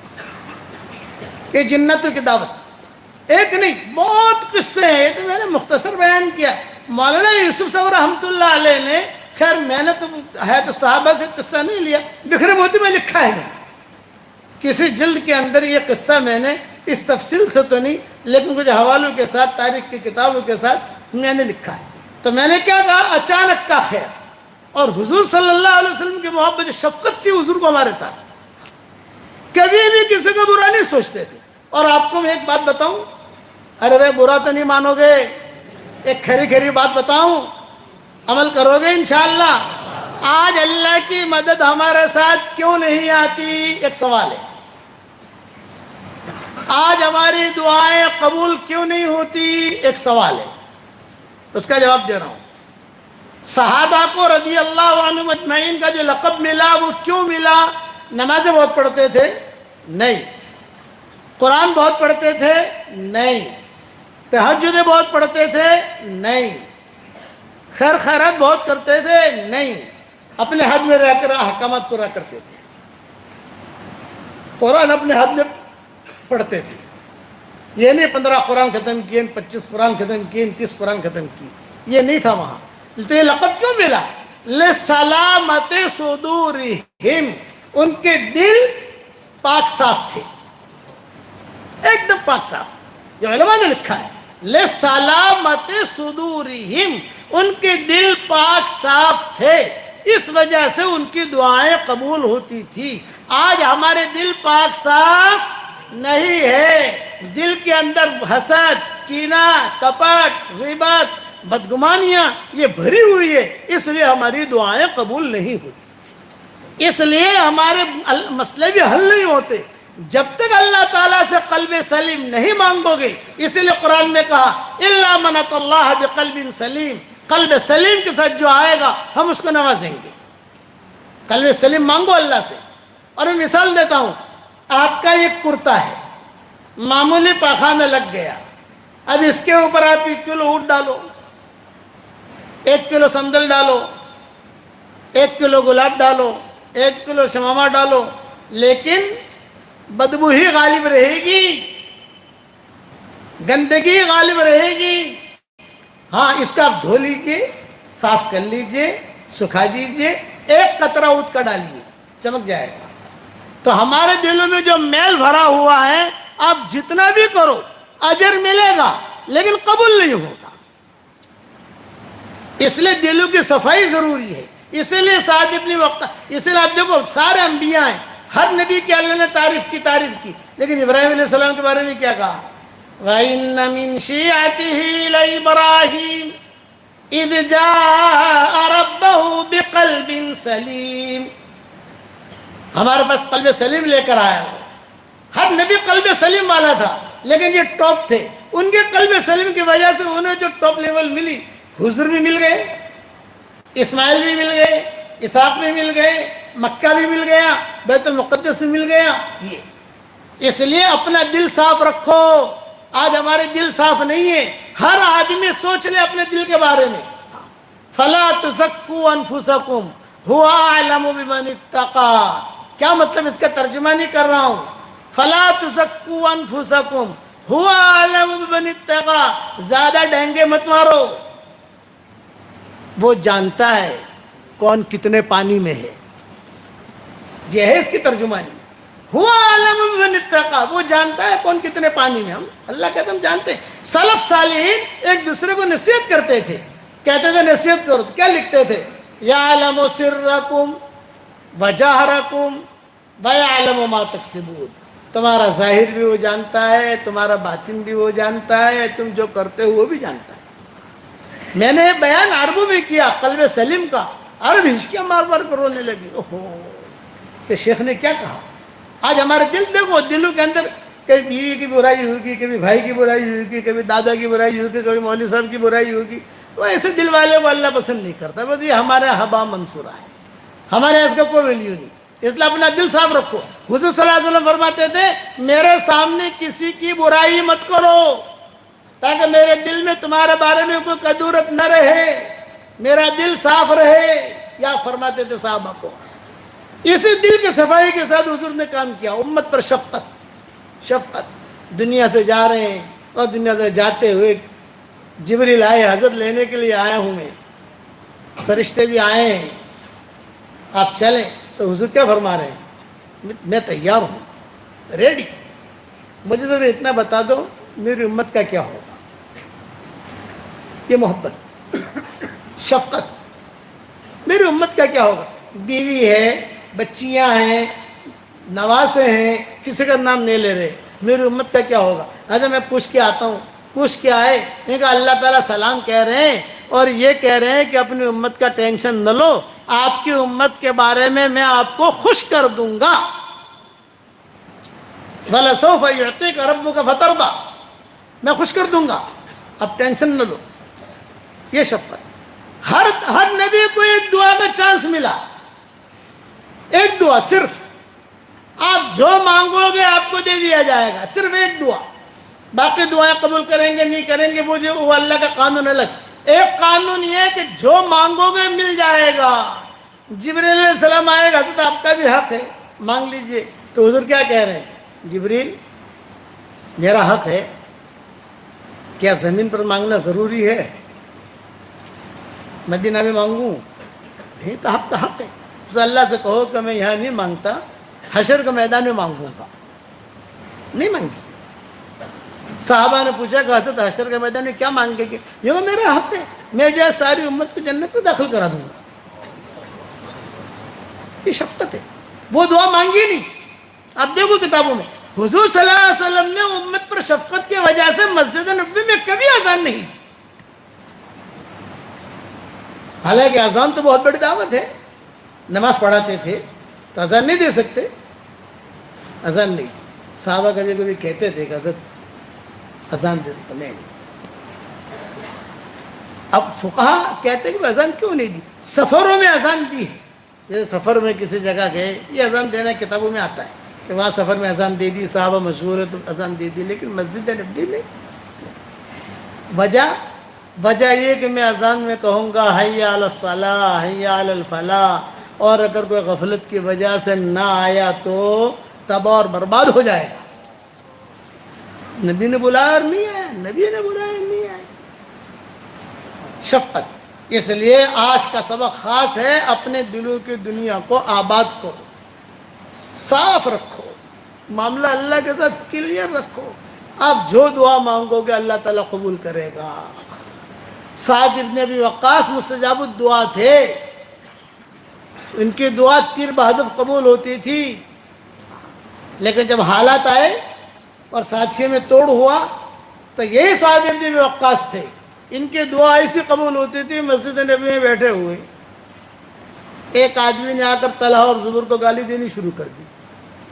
سعد ابن وقاص نے کہا کہ خاموش ہو جا, تو گالی مت دے, یہ بڑے لوگ تھے, میں ان کو پہچانتا ہوں, حضور سے میں نے سنا ہے جنتی ہیں یہ لوگ, تو بات تو کوئی نبی نہیں ہو, یہ کہہ کر پھر گالی دی. تو کہا اب اگر تو نے گالی دی میں دعا کروں گا تیرے لیے. پھر گالی دی. تو سعد ابن وقاص نے دعا کے لیے ہاتھ اٹھائے, اللہم اہلکہ الان, اے اللہ اسے ابھی ہلاک کر دے. بس اتنا کہنا اور فوراً صحابہ ادھر ادھر بکھر گئے، سب بھاگ گئے، سب اتنا اللہم اہلک والآن، ابھی ہلاک کر۔ چنانچہ ایک اونٹنی مجنونہ، ناقہ مجنونہ، یہ مدینہ منورہ سے دوڑتے دوڑتے دوڑتے باب السلام سے داخل ہوئی۔ یہ باب السلام جو ہے یہ سب سے پرانا دروازہ ہے مسجد نبوی کا، باب السلام اور باب البقی۔ حضور صلی اللہ علیہ وسلم کے زمانے میں مسجد کی لمبائی، مسجد کی چوڑائی اتنی ہی تھی، اسی لیے وہ دروازے دونوں باقی رکھے۔ سب سے پہلے باب السلام پر اونٹنی بیٹھی تھی حضور صلی اللہ علیہ وسلم کی، جب ہجرت کر کے آئے تھے، وہیں بنو نجار رہتے تھے۔ سلمہ کا مکان بھی وہی تھا۔ سلمہ والا قصہ میں نے شاید بیان کیا ہے، نہیں کیا، بہت عجیب و غریب قصہ ہے، کس وقت بیان کریں گے۔ سلمہ کا مکان بھی وہی تھا باب السلام پر۔ پھر وہاں سے اٹھ کر وہ اٹھنی گئی ہے باب البقی پر، وہاں ابو ایوب انصاری کا مکان تھا۔ یہ سلمہ والا مکان یہاں تھا، عبد المطلب کی والدہ تھی سلمان، جو سلمہ، اور اس کا قصہ میں بہت تفصیل سے بیان کر چکا ہوں، اب تو وقت نہیں ہے بیان کرنے کا، دوسرے وقت میں اللہ لائے گا انشاءاللہ تو بیان کریں گے، لیکن سننے جیسا ہے۔ سلمہ، اسی لیے کتابوں میں سلمہ والا قصہ ہی لوگ لکھتے ہیں، یہ سلمہ والا قصہ، سلمہ والا قصہ، سلمہ والا قصہ۔ یہ عبد المطلب کی والدہ تھی، تو چونکہ حضور کا رشتہ ہوا نا، تو وہی جو ہے وہ ٹھہر گئے وہ۔ تو یہ اب کہتے ہیں باب السلام سے اٹھنی ہے، اور لوگوں کے چہرے سننے شروع کیے۔ اس کے پاس گئی، اس کا سر پکڑا اور اسے ایسا پٹکا جیسے دھوبی گھاٹ کے اوپر کپڑا دھوتا ہے آدمی، وہی مر گیا۔ ایسے مستجاب دعوت تھی، لیکن جب حالات آئے، توڑ ہوا، آپس میں دل پھٹے، یہ ہوا، تو بیت اللہ پر جا کر، ملتزم پر جا کر دعا مانگتے تھے۔ آواز آتی تھی تمہاری دعا قبول نہیں ہوگی، پہلے اپنے دلوں کو صاف کرو، تمہاری دعا قبول نہیں ہوگی۔ حالانکہ حضور نے کہا تھا مستجاب الدعا ہے، تمہاری دعا قبول نہیں ہوگی، پہلے اپنے دلوں کو صاف کرو۔ اس پر سعد ابن ابی وقاص بہت روتے تھے، یوں کہتے تھے کہ دلوں کے لیے سلامت صدورہم، آج اللہ نے ہم سے نعمت اٹھا دی۔ اس لیے یاد رکھنا، اپنے دلوں کی دنیا کو آباد کرنا ہے، قلب سلیم۔ ایک ہی دعا مانگنے کی، اے اللہ تو ہمیں قلب سلیم عطا فرما، اے اللہ تو ہمیں قلب سلیم عطا فرما۔ قلب سلیم مانگو گے تو قرآن کا جملہ آ جائے گا، اور اس میں سارے قول آ جائیں گے جو علماء نے لکھے ہیں، قلب سلیم عطا فرما۔ اس لیے دعوت کے کام کو اپنا کام بنانا، احکامات کو پورا کرنا، اور اخلاق کے ساتھ رہنا، حضور صلی اللہ علیہ وسلم کے طریقوں پر چلنا۔ اور میں عام طور سے لوگوں کو ہدیہ دیتا ہوں، عورتوں کو ہدیہ، کہ سورہ اخلاص کی پابندی کرنا۔ بدرین کی تعداد ہے 313، کتنی ہے بھائی؟ تو 313 مرتبہ سورہ اخلاص پڑھنے کی عادت ڈال دو۔ یہ عادت میں اللہ نے برکت رکھی ہے، 313 میں اللہ نے برکت رکھی ہے، اسی لیے بدرین کی تعداد کو بنائی۔ 314 بھی ہے، 315 بھی ہے، کسی نے کیا لکھا ہے، کسی نے کیا لکھا ہے، لیکن علماء حقہ نے جو ہے 313 مقرر کیے ہیں۔ اور میں اپنی کتابوں میں بھی ابھی جو نئی 26 صورتیں آئی ہے ہماری، اس میں بدرین کی تعداد بھی، وہ بدرین کے نام ہی میں نے لکھ دیے ہیں 313 کر کے، آدمی پڑھے دعا مانگے، ان کا نام پڑھ کر دعا مانگنے سے دعا قبول ہوتی ہے۔ تو علماء کہتے ہیں کہ 313 مرتبہ سورہ اخلاص پڑھنے کی عادت ڈالو گے انشاءاللہ، 24 گھنٹے میں جب بھی فرصت ملے آپ کو، اللہ تعالیٰ آپ کی دعائیں قبول کرے گا۔ اور آخر میں اتنی بات کہتا ہوں، آخر میں وہ بات یہ کہ بھئی اللہ کے احکامات کو پورا کرنا، حضور صلی اللہ علیہ وسلم کے طریقوں پر چلنا، علماء کا احترام کرنا، حضور صلی اللہ علیہ وسلم کی سنتوں کو عام کرو۔ ہمیں کہنے کی ضرورت نہیں ہے ہم عاشقان رسول ہیں، یہ کہنے کی ضرورت نہیں ہے، ایسا کردار پیش کرو کہ ہمیں کہنے کی کیا ضرورت ہے ہم عاشقان رسول ہیں۔ حضور صلی اللہ علیہ وسلم کی سنتوں پر چلو، وہ آٹومیٹک اللہ تعالیٰ مدد کرے گا، اور ایسی جگہ سے مدد آئے گی کہ انسان کا وہم و گمان بھی نہیں ہوگا۔ اور آخری بات، ہم سب کو مرنا ہے، اللہ کے سامنے جانا ہے، حضور صلی اللہ علیہ وسلم کو منہ دکھانا ہے، اور قبر میں بھی جانا ہے۔ وہاں پر کوئی چالاکی کسی کی چلے گی نہیں، چلے گی کسی کی چلے گی بھائی؟ ملک الموت سے کہ بھائی جناب 1 کروڑ روپے لے لو نے پچھی آپ جو بے 4 برس پچھی، وہ تو آ کے لے کے چل دے گا، اور اللہ کو منہ بھی دکھانا ہے۔ حضور صلی اللہ علیہ وسلم کو کیا جواب دیں گے؟ حضور نے ایک جملہ کہا تھا، حشر کا میدان میں مجھے رسوا مت کرنا، یہ حدیثوں میں آتا ہے، کوئی کام ایسا مت کرنا کہ لوگوں کے سامنے میں کہوں کہ اچھا میری امت نے یہ کیا، میری امت نے یہ کیا، میری امت نے یہ کیا. مانگو، دعاؤں کا اہتمام کرو، قرآن شریف کی تلاوت کا اہتمام کرو، علماء کا احترام کرو، علماء کا احترام کرو. میرے والد صاحب رحمۃ اللہ علیہ کبھی کبھی مجمع میں، بھرے مجمع میں جیسے جوش میں آتے تھے، ایک جملہ کہتے تھے، علماء کا احترام کرو، اگر علماء کا احترام نہیں کرو گے تو نقص سزا تمہیں یہ ملے گی کہ تمہارے خاندان میں سے اللہ علم کو ختم کر دے گا. یہ ابا کہتے تھے کہ تمہارے خاندان میں سے علم ختم ہو جائے گا، علم نہیں ملے گا. بے عیب تو اللہ کے ساتھ ہے. اور دعاؤں کا اہتمام، دعا میں اللہ نے اجر بھی رکھا ہے، اللہ نے اثر بھی رکھا ہے. اجر ہے، دعا یا تو مقبول ہوتی ہے یا محفوظ ہو جاتی ہے. ادھر دعا مانگنے والا کبھی محروم نہیں رہتا، مانگتا جائے مانگتا جائے مانگتا جائے. کبھی نہ کبھی میں کہتا ہوں، جس کے بس ایک جملہ کا اگر بات ختم کروں، دل کے اندر جو بات بیٹھے گی وہی آدمی کو لے کے چلے گی. دل میں اگر دھندا بیٹھا ہے تو دھندا لے کے چلے گا، دل میں اگر قرآن بیٹھا ہے تو قرآن لے کے چلے گا. دل کے اندر صحابہ کی اور حضور صلی اللہ علیہ وسلم کی محبت بیٹھی ہے وہ لے کے چلے گی. لیلا مجنون کا قصہ تو سنا ہوگا آپ نے. لیلا کے دل کے اندر مجنون بیٹھا ہوا تھا اور مجنون کے دل کے اندر لیلا بیٹھی ہوئی تھی. تو وہی چیز، وہی چرچے چلتے تھے، وہی لے کے چلتی تھی. کسی نے لیلا سے پوچھا، آج کل مجنون سے تیری لڑائی ہو رہی ہے تو کہیں کوئی ملاقات ہوتی ہے کہ نہیں ہوتی؟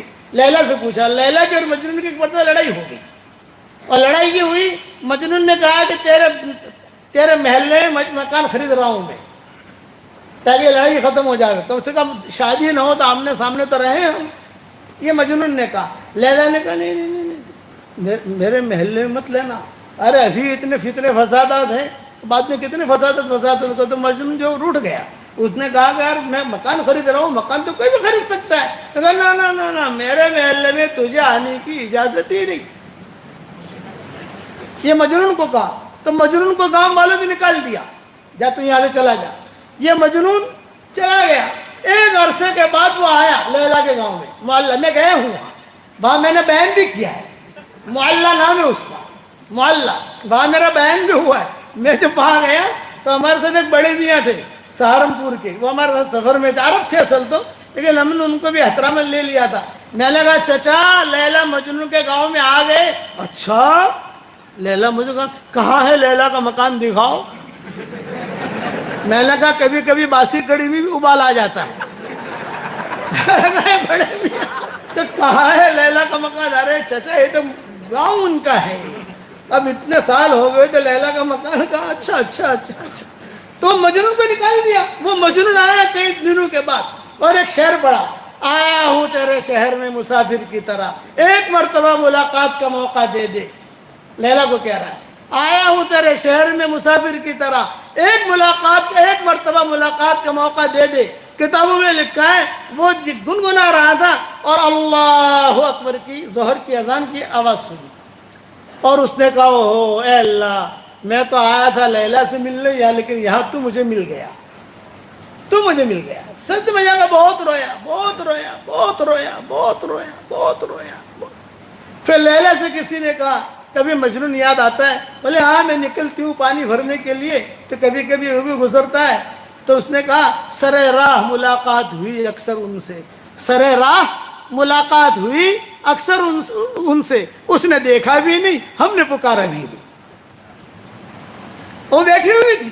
میرے والد صاحب رحمۃ اللہ علیہ درد بھرے انداز میں سے بیان کرتے تھے. آخر میں کہتے تھے اللہ سے مانگتے رہو، کام بنے تو بھی مانگو، کام نہ بنے تو بھی مانگو. اس پر لیلا مجنون کا قصہ سناتے تھے. تفصیل سے میں نے میری کتابوں میں لکھا ہے، الگ الگ مضمون لکھے ہیں. ایک پورا قصہ تو ایک ساتھ لکھ نہیں سکتے. کوئی مضمون بیان کر رہے ہیں، کوئی چیز آ گئی تو لکھ دیا، پھر کوئی مضمون بیان کر رہے ہیں، کوئی چیز آ گئی تو لکھ دیا. تو بکھرے موتی میں دیکھ لینا آپ. تو ابا کہتے تھے کہ ایک مرتبہ جو ہے بہت رویا. تو عبداللہ ابن عمر کے دوستوں میں سے تھا. حضرت عمر نے کوشش بھی کی تھی کہ لیلا مجنون کی شادی ہو جائے. چنانچہ حضرت عمر نے بلایا بھی، دلہن کو بھی بلایا، دلہے کو بھی بلایا.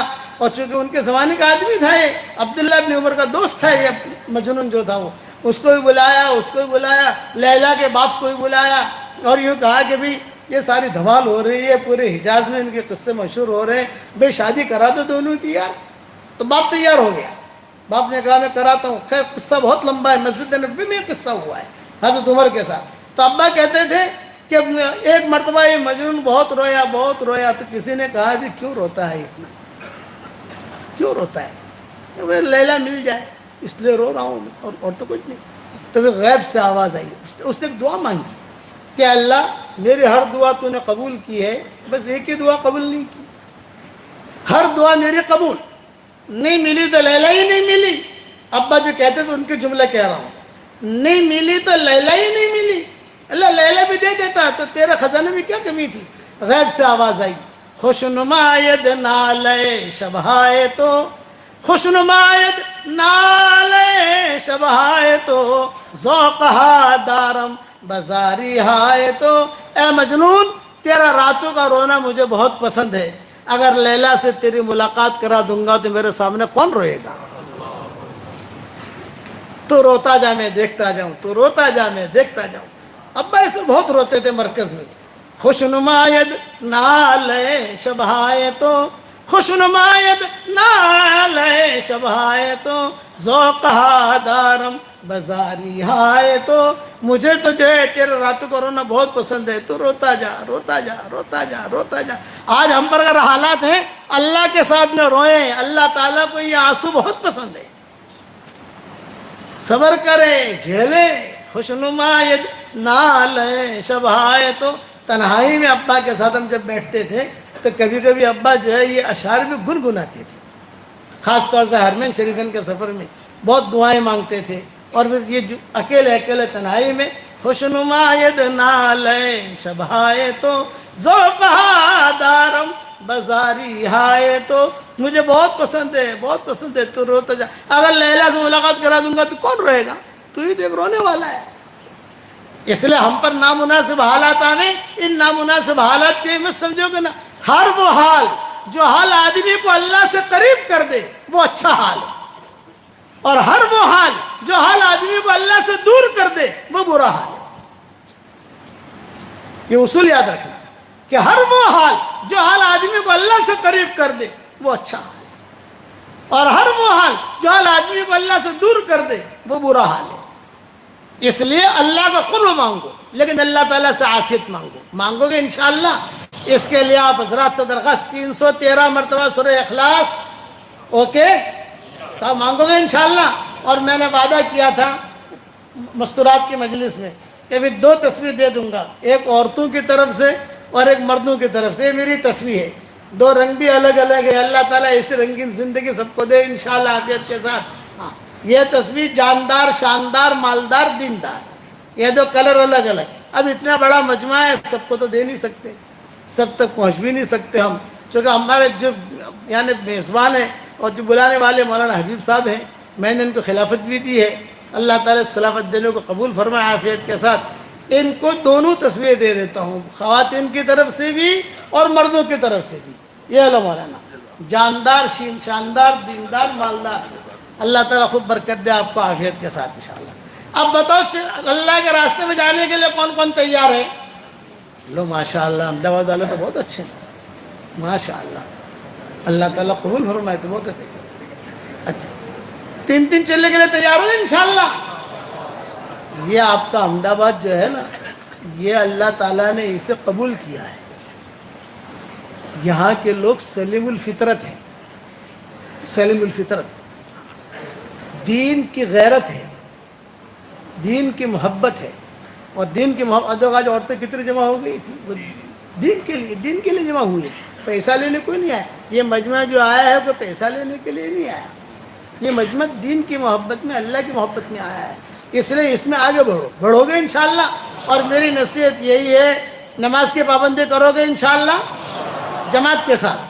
ہاں، اور جتنا ہو سکے اللہ کے راستے کی نقل و حرکت کرو. 3 چلے کی طاقت ہے 3 چلے چلے جاؤ، چلے کی طاقت ہے چلہ چلے جاؤ. 10 دن کی طاقت ہے 10 دن چلے جاؤ. مشورہ کر کے ہماری ہر مسجد میں ہمارے ساتھی ہیں. احمدآباد کی جتنی مسجد ہیں، ہر مسجد میں ہماری مسجد اور جماعت ملے گی آپ کو. وہ آپ کی ترتیب بنے گی انشاءاللہ. کرو گے انشاءاللہ. میرے والد صاحب رحمۃ اللہ علیہ فرماتے تھے اللہ کے بندوں کو اللہ کی طرف بلاتے رہو گے تو 100 نسلوں تک اللہ ہماری اولاد کی رعایت رکھے گا. 100 نسلوں تک اللہ ہماری اولاد کی رعایت رکھے گا. اور میرا سبق سنتے رہو، مختصر سبق ہوتا ہے، اللہ رسول کی بات کان میں پڑتی ہے، سنتے رہو، عمل کرتے رہو. اللہ تعالیٰ مجھے بھی توفیق عطا فرمائے، آپ کے بھی عمل توفیق عطا فرمائے. گھروں میں تعلیم کرو، تعلیم کے حلقے گھروں کے اندر کرو، تعلیم کے حلقے گھروں میں کرو. اس سے گھر میں دین کا ماحول بنے گا. کرو گے انشاءاللہ؟ دعا کر لیں مولانا. اللہم لک الحمد کما انت اہلہ وصلی وسلم علی سیدنا محمد کما انت اہلہ وفعل بنا ما انت اہلہ فإنک اہل التقوی واہل المغفرہ. یا رب لک الحمد حمدا دائما مع دوامک ولک الحمد حمدا خالدا مع خلودک. لك الحمد حمدا لا منتهى له دون مشيتك. يا رب لك الحمد حمدا حمدا، لك الحمد حمدا حمدا عدد الشفع والوتر. اللهم صل على سيدنا محمد بن عبد الله القائم بحق الله ما ضاق أمر إلا فرجه الله. اللهم صل على سيدنا محمد وعلى آل سيدنا محمد عدد كل معلوم لك عدد الشفع والوتر يا ذا الجلال والإكرام. اللهم إنا نسألك الفوز في يوم القضاء ونزل الشهداء وعيش السعداء والنصر على الأعداء ومرافقة الأنبياء يا ذا المن والعطاء يا سميع الدعاء يا رافع السماء.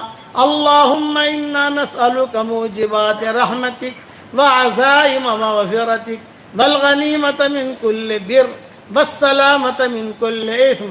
لا تدع لنا ذنبا إلا غفرته ولا هما إلا فرجته ولا دينا إلا قضيته ولا حاجة من حوائج الدنيا والآخرة إلا قضيتها ويسرتها يا أرحم الراحمين.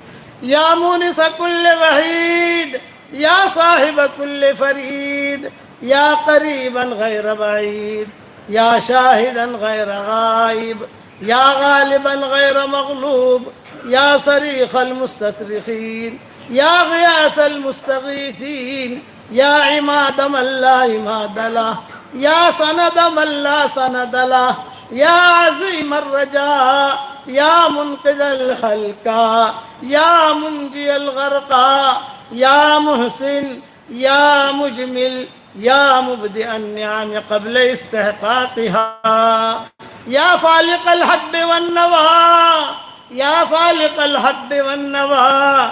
أعط لكل امرئ ما نوى، أعط لكل امرئ ما نوى. لا إله إلا أنت سبحانك إنا كنا من الظالمين. اللهم لا تردنا خائبين، اللهم لا تردنا حازنين، اللهم لا تردنا خاسرين، بل ردنا إلى ديننا ردا جميلا، بل ردنا إلى ديننا ردا جميلا. يا ذا الجلال والإكرام، يا ذا الجلال والإكرام، يا ذا الجلال والإكرام. اے اللہ ہمارے گناہوں کو معاف فرما، اے اللہ ہماری خطاؤں سے درگزر فرما، اے اللہ اس مجلس میں شریک ہونے والوں کو قبول فرما. جہاں جہاں اس دعا پر آمین کہی جا رہی ہے تو ان سب کو قبول فرما، ان کے اور ہمارے جائز مرادوں کو پوری فرما. اے اللہ احمد آباد والوں کو قبول فرما، احمد آباد کے ایک ایک لڑکے لڑکی کو قبول فرما، ایک ایک مرد و عورت کو قبول فرما، ایک ایک بچے بچی کو قبول فرما. احمد آباد والوں کی سارے پریشانیوں کو دور فرما، ان کے جائز مرادوں کو پوری فرما. اے اللہ جس کرم سے آپ نے ہمیں یہاں جمع کیا ہے، تیرے اسی کرم سے جنت الفردوس میں تیرے نبی کے پڑوس میں تو ہم سب کو جمع فرما دے. اے خوبصورت پردے والے، اے خوبصورت چادر والے، ہمارے عیبوں پر پردے ڈال دے، ہمیں مصطفی الاخیار میں شامل فرما دے، بھلے بندے بندیوں میں شامل فرما دے. اے اللہ یہ مجمع جو آمین کہہ رہا ہے، کسی کے باپ کا انتقال ہو چکا ہے، کسی کی ماں کا انتقال ہو چکا ہے، کسی کے ماں اور باپ دونوں کا انتقال ہو چکا ہے، قبروں میں وہ انتظار کر رہے ہیں. کوئی ہمارے لیے بھی دعا کرتا ہے کہ نہیں کرتا؟ اے اللہ ہمارے ماں باپ کی مغفرت فرما، اے اللہ ہمارے ماں باپ کی مغفرت فرما، اے اللہ ان کی ہڈی ہڈی کو جنت نصیب فرما، اور اے اللہ جو زندہ ہوں ان کی قدر کرنے کی توفیق عطا فرما۔ رب ارحمہما کما ربیانی صغیرا، رب ارحمہما کما ربیانی صغیرا۔ اے اللہ اتنا بڑا مجمع آمین کہہ رہا ہے، کسی بوڑھے کی آمین کو قبول فرما لے، کسی جوان کے آمین کو قبول فرما لے۔ اے اللہ احمد آباد سے ہمیں خالی ہاتھ واپس نہ لوٹا، تیرے دربار میں کوئی آئے خالی ہاتھ واپس چلا جائے یہ تیری شان کے خلاف ہے، یہ تیرے علوی مرتبے کے خلاف ہے۔ اے اللہ تو نے ہمیں پیدا کیا ہے، تو ہی ہمیں مارے گا، تو ہی ہمیں زندہ کرتا ہے، تو ہی ہمیں کھلاتا ہے، تو ہی ہمیں پلاتا ہے۔ اے اللہ ہم تو اقراری مجرم ہیں، ہمیں ہمارے جرم پر اقرار ہے، ہمارے جرموں پر کسی شاہد کی اور کسی گواہ کی ضرورت نہیں ہے۔ اے اللہ ہم اقراری مجرم ہیں، آج کے اس مجلس میں تو ہم سب کو معاف فرما دے۔ اگر آپ نے ہمارا نام سعید اور نیک بختوں میں لکھا ہو تو ہمارا نام انہی میں لکھے رکھیو، اور اگر آپ نے ہمارا نام شقی اور بدبختوں میں لکھا ہو تو ہمارا نام ان کی فہرست سے مٹا دینا، اور نیک لوگوں کی فہرست میں ہمارا نام لکھ لینا۔ لکھنا بھی آپ کا کام ہے، مٹانا بھی آپ کا کام ہے، قلم و قلم بھی آپ کے پاس ہے۔ اے اللہ دنیا سے جب جانے کا وقت آئے کمال ایمان پر ہمارا خاتمہ فرما۔ ہم جب دنیا چھوڑ کر تیرے پاس آ رہے ہو تو ہمارے ہنسنے سے پہلے آپ ہنس کر ہماری ملاقات کر رہے ہو تو اس کے غیب سے صورت شکل پیدا فرما۔ ہم نے کتابوں میں پڑھا ہے ایک صحابی کا انتقال ہو رہا تھا، حضور صلی اللہ علیہ وسلم موجود تھے اور دعا مانگ رہے تھے، یہ تیرا بندہ ہے اور یہ میرا امتی ہے، جب یہ تیرے پاس پہنچے اس کے ہنسنے سے پہلے تو ہنس کر ملاقات کرنا تو اس کو خوشی ہوگی۔ یہ دعا آپ نے قبول کی تھی، یہی دعا تو ہم سب کے لیے قبول فرما لے، ہم سب کے لیے قبول فرما لے۔ اے وہ ذات، اے پہاڑوں کے وزنوں کو جاننے والے، اے سمندروں کے پیمانوں کو جاننے والے، اے کوے کے بچے کو اس کے گھونسلے میں روزی پہنچانے والے، اے ہواؤں کے رخوں کو مقرر کرنے والے، اے سمندروں کے پیمانوں کو جاننے والے، ہم سب تیرے دربار میں حاضر ہیں، ہمارے گناہوں پر معافی کا قلم پھیر دے، ہمارے گناہوں پر معافی کا قلم پھیر دے۔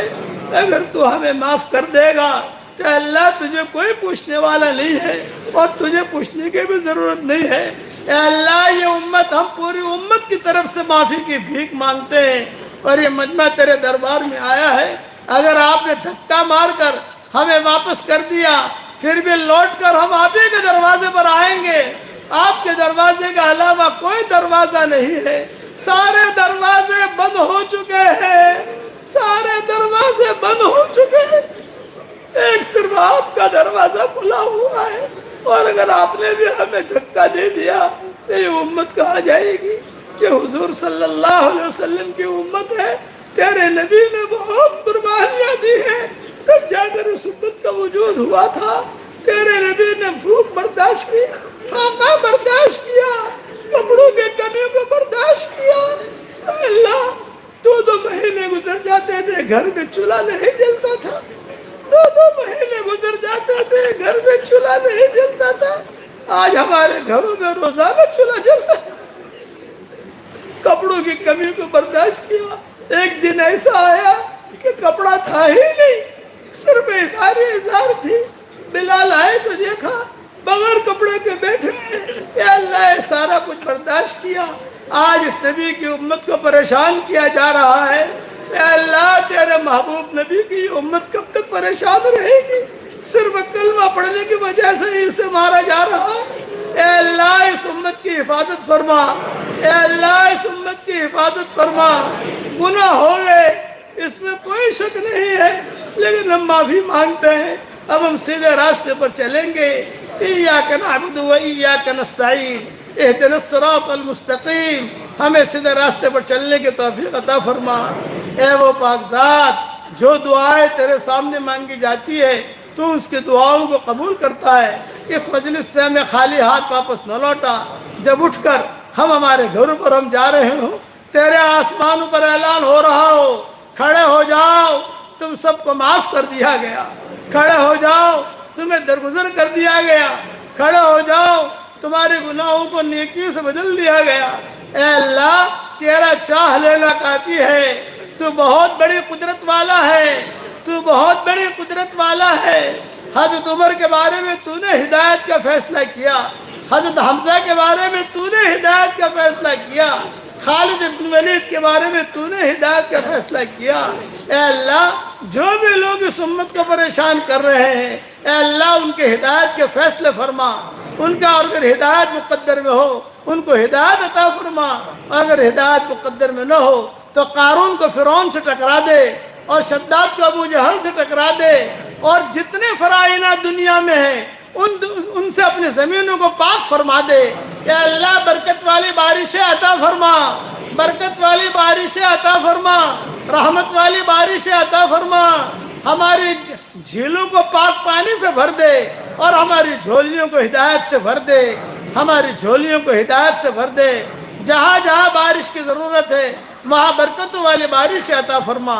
اے اللہ جس نے بھی مجھ سے دعاؤں کے لیے کہا ہو یا دعاؤں کے لیے خطوط میں لکھا ہو، جن کا ہم پر کسی قسم کا حق اور احسان ہو، یا جو ہمیں اپنی دعاؤں میں یاد کرتے رہتے ہوں، مائیں بہنیں اپنی دعاؤں میں یاد کرتی رہتی ہوں، ہماری ساری دعاؤں میں ان کا پورا پورا حصہ نصیب فرما۔ اے اللہ ہماری ساری دعاؤں میں ان کا پورا پورا حصہ نصیب فرما۔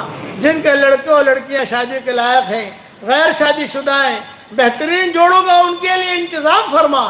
جو بھی اولاد ہیں نیک صالح اولاد انہیں نصیب فرما۔ جن کے اولاد تو ہے مگر نافرمان ہیں، ان کے نافرمان اولاد کو فرما بردار بنا دے۔ اے اللہ جس کے دل میں جو جائز مرادیں ہوں آپ جانتے ہیں، آپ کے بندے اور بندیاں جانتی ہیں، عافیت سے ان سب کی جائز مرادوں کو پوری فرما۔ اے اللہ تیرے دربار میں کوئی آئے خالی ہاتھ واپس چلا جائے یہ تیرے شان کے خلاف ہے، یہ تیرے علم مرتبے کے خلاف ہے۔ اے اللہ تیرے دربار میں 100 کا قاتل پہنچا تو نے معاف کر دیا، تیرے دربار میں بدکار عورت پہنچی تو نے معاف کر دیا۔ اب تیرے دربار میں ہم جیسے گنہگار بھی آئے ہیں، ہمارے گناہ تیرا کوئی نقصان نہیں پہنچا سکتے، اور اگر تو معاف کر دے گا تو تیری دریائے مغفرت میں سے کمی واقع نہیں ہوگی۔ ہمیں تقوی کا لباس پہنا دے، ہمیں زہد کا لباس پہنا دے، ہمیں عافیت کا لباس پہنا دے، ہمارے آنکھوں میں تیری محبت کا سرما لگا دے، ہمارے دلوں میں تیری معرفت کا نور کوٹ کوٹ کے بھر دے، اور ہمارے سفر کو تو قبول فرما۔ اے اللہ پورے حمد آباد والوں کو قبول فرما، جو زمینوں کے اوپر ہے ان کو بھی معاف فرما، اور جو زمینوں کے نیچے ہے ان کو بھی معاف فرما۔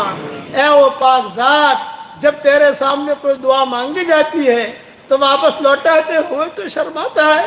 ہم نے کتابوں میں پڑھا ہے موسیٰ علیہ السلام نے کہا ہے کہ اللہ تعالیٰ تو نے موسیٰ علیہ السلام سے کہا اے موسیٰ جب کوئی میرا نیک بندہ مجھ سے دعا کرتا ہے تو میں ایک مرتبہ لبیک کہتا ہوں، اور جب میرا گنہگار بندہ مجھ سے دعا کرتا ہے میں 3 مرتبہ لبیک کہتا ہوں۔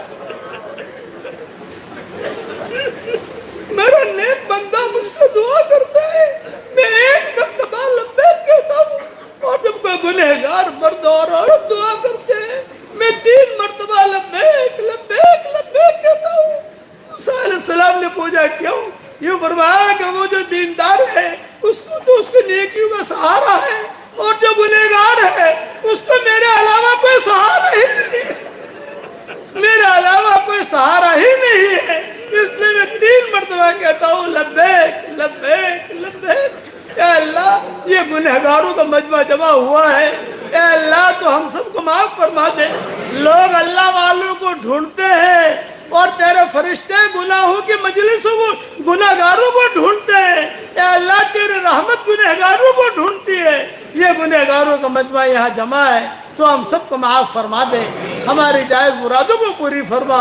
اے اللہ جو بیمار ہوں ان کو شفاء کاملہ عاجلہ دائمہ مستمرہ عطا فرما، اور حضرت محمد صلی اللہ علیہ وسلم پر بہترین رحمت نازل فرما، بہترین رحمت نازل فرما، بہترین برکت نازل فرما۔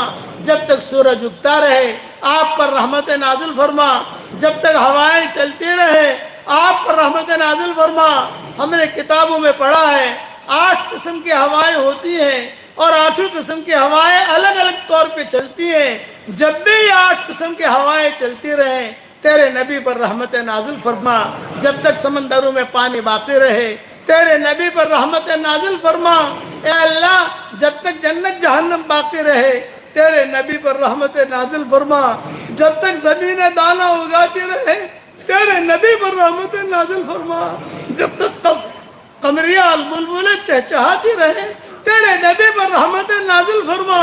تیرے شان شان رحمت نازل فرما اور تیرے نبی کو بہترین جزائے خیر عطا فرما۔ ہر پیر اور جمعرات کو تیرے نبی کے دربار میں امت کے حالات پہنچتے ہیں۔ اے اللہ اب یہ جمعرات جو آ رہی ہے اس وقت میں تیرے نبی کی امت کے جو حالات تو پہنچائے، ایسے حالات پہنچاؤ جو تیرے نبی کو ٹھنڈک محسوس ہو، تیرے نبی خوش ہو جائے۔ اے اللہ ہم سب کو تجھ سے بہت محبت ہے، تیرے نبی سے بہت محبت ہے، تیرے قرآن سے بہت محبت ہے، تیرے دین سے بہت محبت ہے۔ اے اللہ اس محبت کی قسم تو ہمیں تیرے دین پر چلنے کی توفیق عطا فرما۔ اس مدرسے کو قبول فرما، پڑھنے والوں کو قبول فرما، پڑھانے والوں کو قبول فرما اور مدرسین کو قبول فرما اور خوب ترقیات سے نواز دے۔ اے اللہ میری تشکیل پر جو روزانہ 313 مرتبہ سورہ اخلاص پڑھنے کی عادت ڈالے، اے اللہ اس کی ساری دعاؤں کو قبول فرما، اس کی ساری جائز مرادوں کو پوری فرما اور اللہ اس کی ساری پریشانیوں کو دور فرما۔ اے اللہ آخر میں ایک جملہ کہتا ہوں، ہمیں مانگنا نہیں آتا مگر تجھے دینا تو آتا ہے۔ اے اللہ ہمیں مانگنا نہیں آتا مگر تجھے دینا تو آتا ہے۔ اپنے کرم سے تو ہمیں عطا فرما دے، اپنے فضل سے عطا فرما دے۔ حرمین شریفین کی حفاظت فرما، دینی مکاتب اور مدارس کی حفاظت فرما، حشر کا میدان کی رسوائیوں سے حفاظت فرما۔ تیرے نبی کی سفارش تو ہم سب کو نصیب فرما، سنتوں پر چلنے کی ہمیں توفیق عطا فرما۔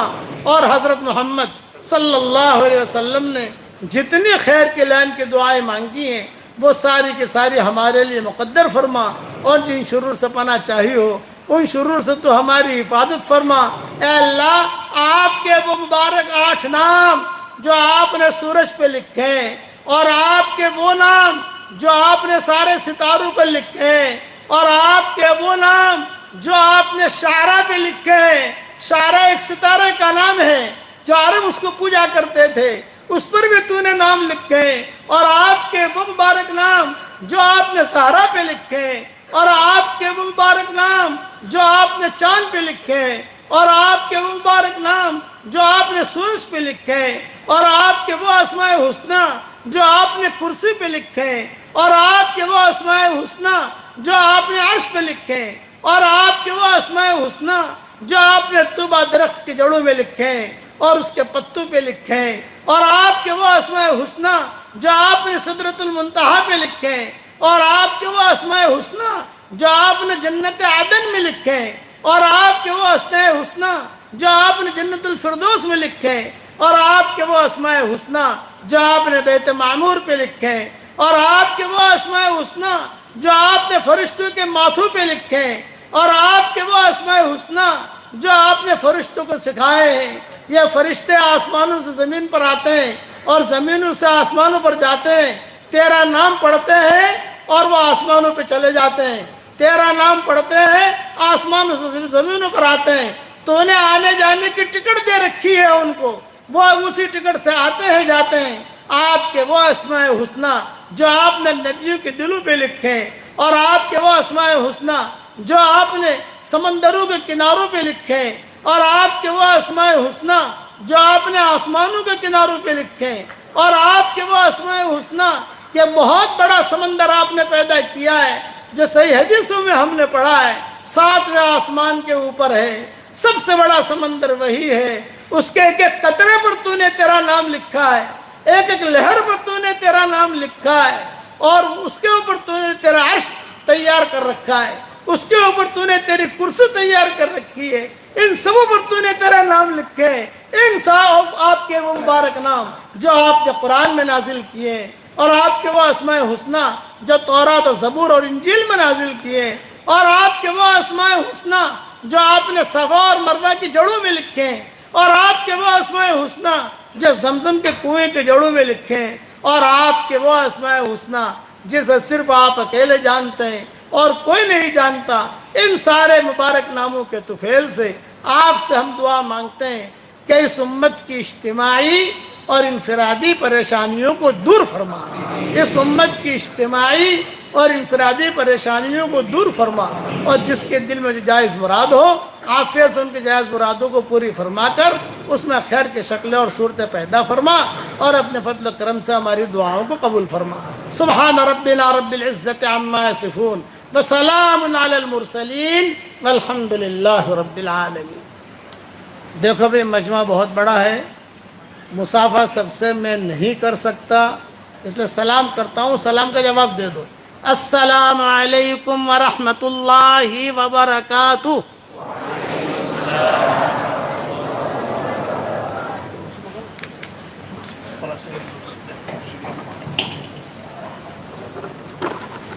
ایک اعلان سماعت